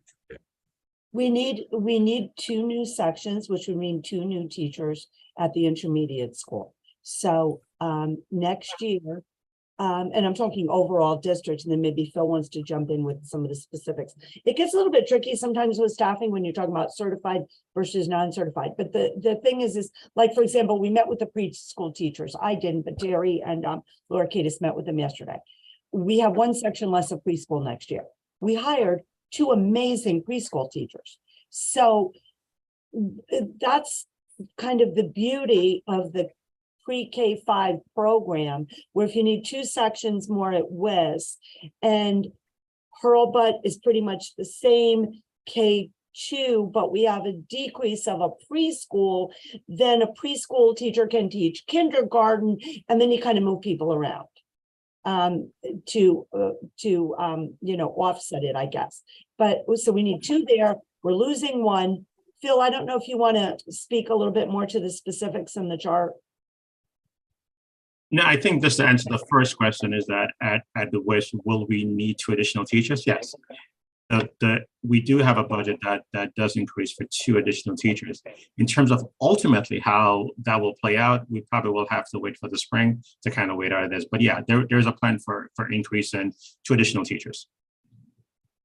Right. So my math is we should have like 0.34 less people somewhere else, right? If it's 1.6. So you're not talking as it relates to enrollment, but more you're talking to right. I'm just looking at the top line here. So we know that we got an early in our meeting assurance from the superintendent that, and to Dave's points about how do we deal with FTEs and ESSER funding, we're not increasing staff. That's new to the operational budget to we're trying not to, yes. We're trying not to, but just to be clear, there is a 1 ad on the SPED that we spoke about for SPED for the support staff. Yeah, so that was my 3rd point. So then because I've seen Tracy wait patiently here, I was going to give her a chance to address something. So there is a SPED addition of a certified staff, right? Is that correct? If I understood last night's presentation. Oh, go ahead, Tracy. It's not a certified staff member. All right, but so yes, it's not on this. addition. Right, it's an addition, but this is the certified staff summary, page 85. Okay, that answers that question. And then my last, because we're pretty flat, I get it. And I saw last night that we're planning on a golf and indoor track coaches. Yes. Is that staff or is that stipend? Stipend. The 2 coaches, we need a boys golf assistant and we need an assistant indoor track. Got it. Those are stipend. So they're not part of the, and that again show, because if everyone was staffed, that 128.1 would be what? It's all stipend. Okay. Yeah, I understand the indoor track. They run at Bethel or something. They don't even have an indoor track here. So it's really hard. Yeah, they run through the halls and it's a huge group. Melissa can attest. It's the success of the program, the indoor track. It takes on a life of its own. Mr. Medvey at the middle school starts recruiting these kids as soon as they come in 6th grade. He starts looking like you're a high jumper, you're a long jumper, you're going to run the medley, so.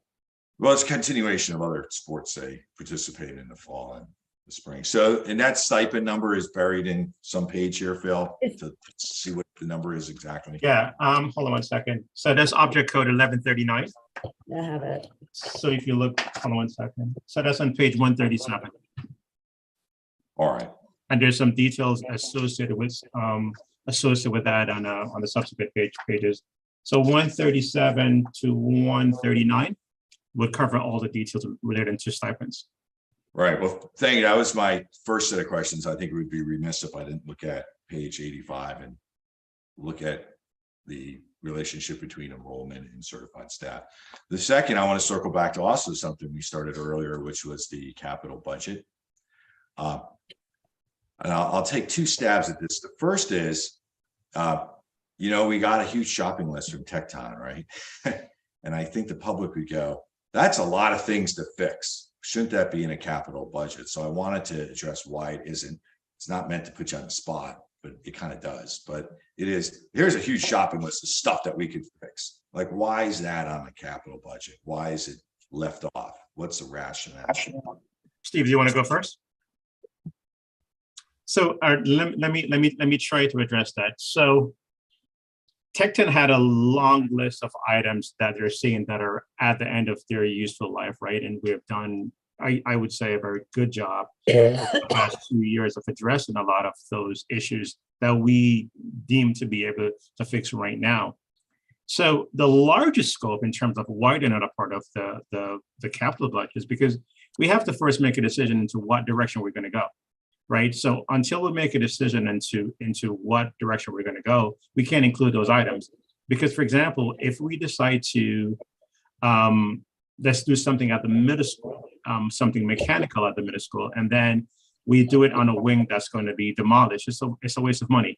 So I think in the big picture, I think the good thing to do, or the smart thing to do, is to address those immediate items, which we have addressed, and take a step back and then say, okay, what are these bigger items and how are we going to address them going forward? And I think that's the work of the former FOC. And I think we now have that in our Education Optimization Committee. And then from that point, once you make that decision, then we'll proceed from there. Thanks for the pressure. I appreciate it back. So let me address the last issue. I think we'll circle back to Sharon or others who began with us. You know, I like Chad, I get a lot of feedback from, like, in one of the issues I've gotten a lot of feedback from is at the middle school. Some of the science labs need a little more updating and refreshing, and maybe expansion, because science is part of math and STEM, and that's our focus and our goals and missions of the school district. And yet I didn't see anything in the capital budgets sort of addressing that if there's something to address. The answer may be we're paralyzed a bit because we're waiting for the EOC and others to make some decisions, or the answer could be actually, you know, for the next 3 years, we should have better chemistry, physics, or biology at the middle school and build it up as a math component. So I'll open it to the administration and ask why that's not there. I'm going to start, and then maybe Lisa, maybe as it relates to from the academic portion of it, just to see what we're currently offering. Maybe Dan can give us a better sense of that than Doug tomorrow or at the next meeting, and that will kind of give a better perspective in terms of what we're offering and based on a recurrent layout, if we're able to do it. So the reason could very well be that, you know, based on what we're doing, we have the adequate space and the equipment to do it. So that's why it's just not there. We did do slight upgrades to the science wing, I do believe, last year, but it could be a larger picture. So let's have that discussion with Dan. Yeah, I think the devil is in the details. Like, I know it was when we had some issues with lab space at the high school, and we actually knocked down a wall to incorporate one of the prep rooms. So I think the devil is in the details. I mean, and I and Tina have been in and out of those labs, and I haven't seen any adverse conditions. However, you know, the question is, what labs are we doing? Do we have adequate space at each grade level? And then is there something we're not doing because of it? And so we can certainly find that out and get you that information for Thursday. Thank you. I mean, we did do, like Phil said, I know some people were moved into other space, like the 6th grade is now in a different space, but it also directly relates to the curriculum. We'll find out. Okay, because there's optics behind that, right? I mean, here's an example. We'll invest in turf, and it's an oh, sure. Oh, yeah, yeah. No, I mean, not invest in a chemistry lab, right? So the optics behind that is priorities, right? Sure, priorities exactly. is math. I'm on my soapbox. Like, if Chad gets a chance, I get a chance. Good for you. So, No, and I know- right. Yeah. So maybe it's the priorities of the optics of the school district, right? I mean, we got to feed into that, especially if we have SILs that are promoting math, right? I mean, how does that all feeds into the same stream of achievement? So I'll leave it. Yeah, my and final comments there. STEM is clearly important. I also know that sometimes a couple of the spaces have been flexed, because I remember seeing Rebecca Kaplan over in the tech lab doing a science class. So I'm not sure why. I mean, they have that beautiful tech, that whole tech area where they do coding and experiments. I know 8th grade does a lot of stuff with physics, so it's not like mixing chemicals. So we'll get some more data on that for you.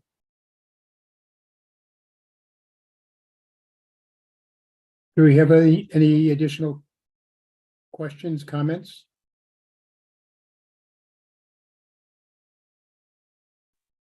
So our next session is on the 11th, is that right? At 6 o'clock. Where we go from here, we have a 6 o'clock public forum on Wednesday, the 11th. Right, We're hoping to get as many questions from the board as we can late Monday, early Tuesday. great. We have a session on Thursday, the Board of Ed workshop, and I'm going to go down the list if you may indulge me about what we're going to prepare for you. So we need the multi-budget. We need to get more information out, and we'll get it out. If we can get it out before Thursday, we'll get it too. We need to get more information specifically on the coaching. I'm working on the grants explanation. We will get data on the success of the programs with alternate pathways and academic workshop.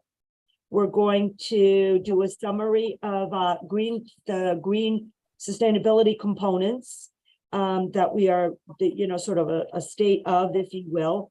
We have to look into specifically the science labs in the middle school to see if the building is adversely being, space adversely affecting it. And we want to, I don't know if it's going to be on that Thursday, but we need to explore more about the use of the one-to-one devices and the technology. Am I missing anything? Yeah, Melissa's points on comparing the capital budgets for the past couple of years to. Oh, yeah. where we Oh, that's currently the are. first thing. I'm sorry. 3-year capital budget tracking. Was that it? Yeah, Okay, yeah, that was the first item. I don't know why I skipped it. Okay. yeah. Is there anything else that I can do for you to help provide clarity around this budget? Tina? I have a question that I was gonna hold till it came up, but because it's probably gonna require some research, you want me to ask you now or? Yeah, ask now. Okay. I'd like to know, the more we can get ahead to provide you a thorough answer. I mean, that's our basically, we have to do that. That's our responsibility. So All right, what else? one second. I went old school. I put Post-it notes throughout the budget book where I had questions. Yeah, Although I do too. Yeah, although I do appreciate getting a So PDF. does Peter. Yeah. My question was, do we have a ratio of students to PPS director? This sort of dovetails into the request for the additional assistant PPS director. So do we have a ratio currently and what it would look like? And if I don't need or want the answer now, but that's a question I'm going to ask later on.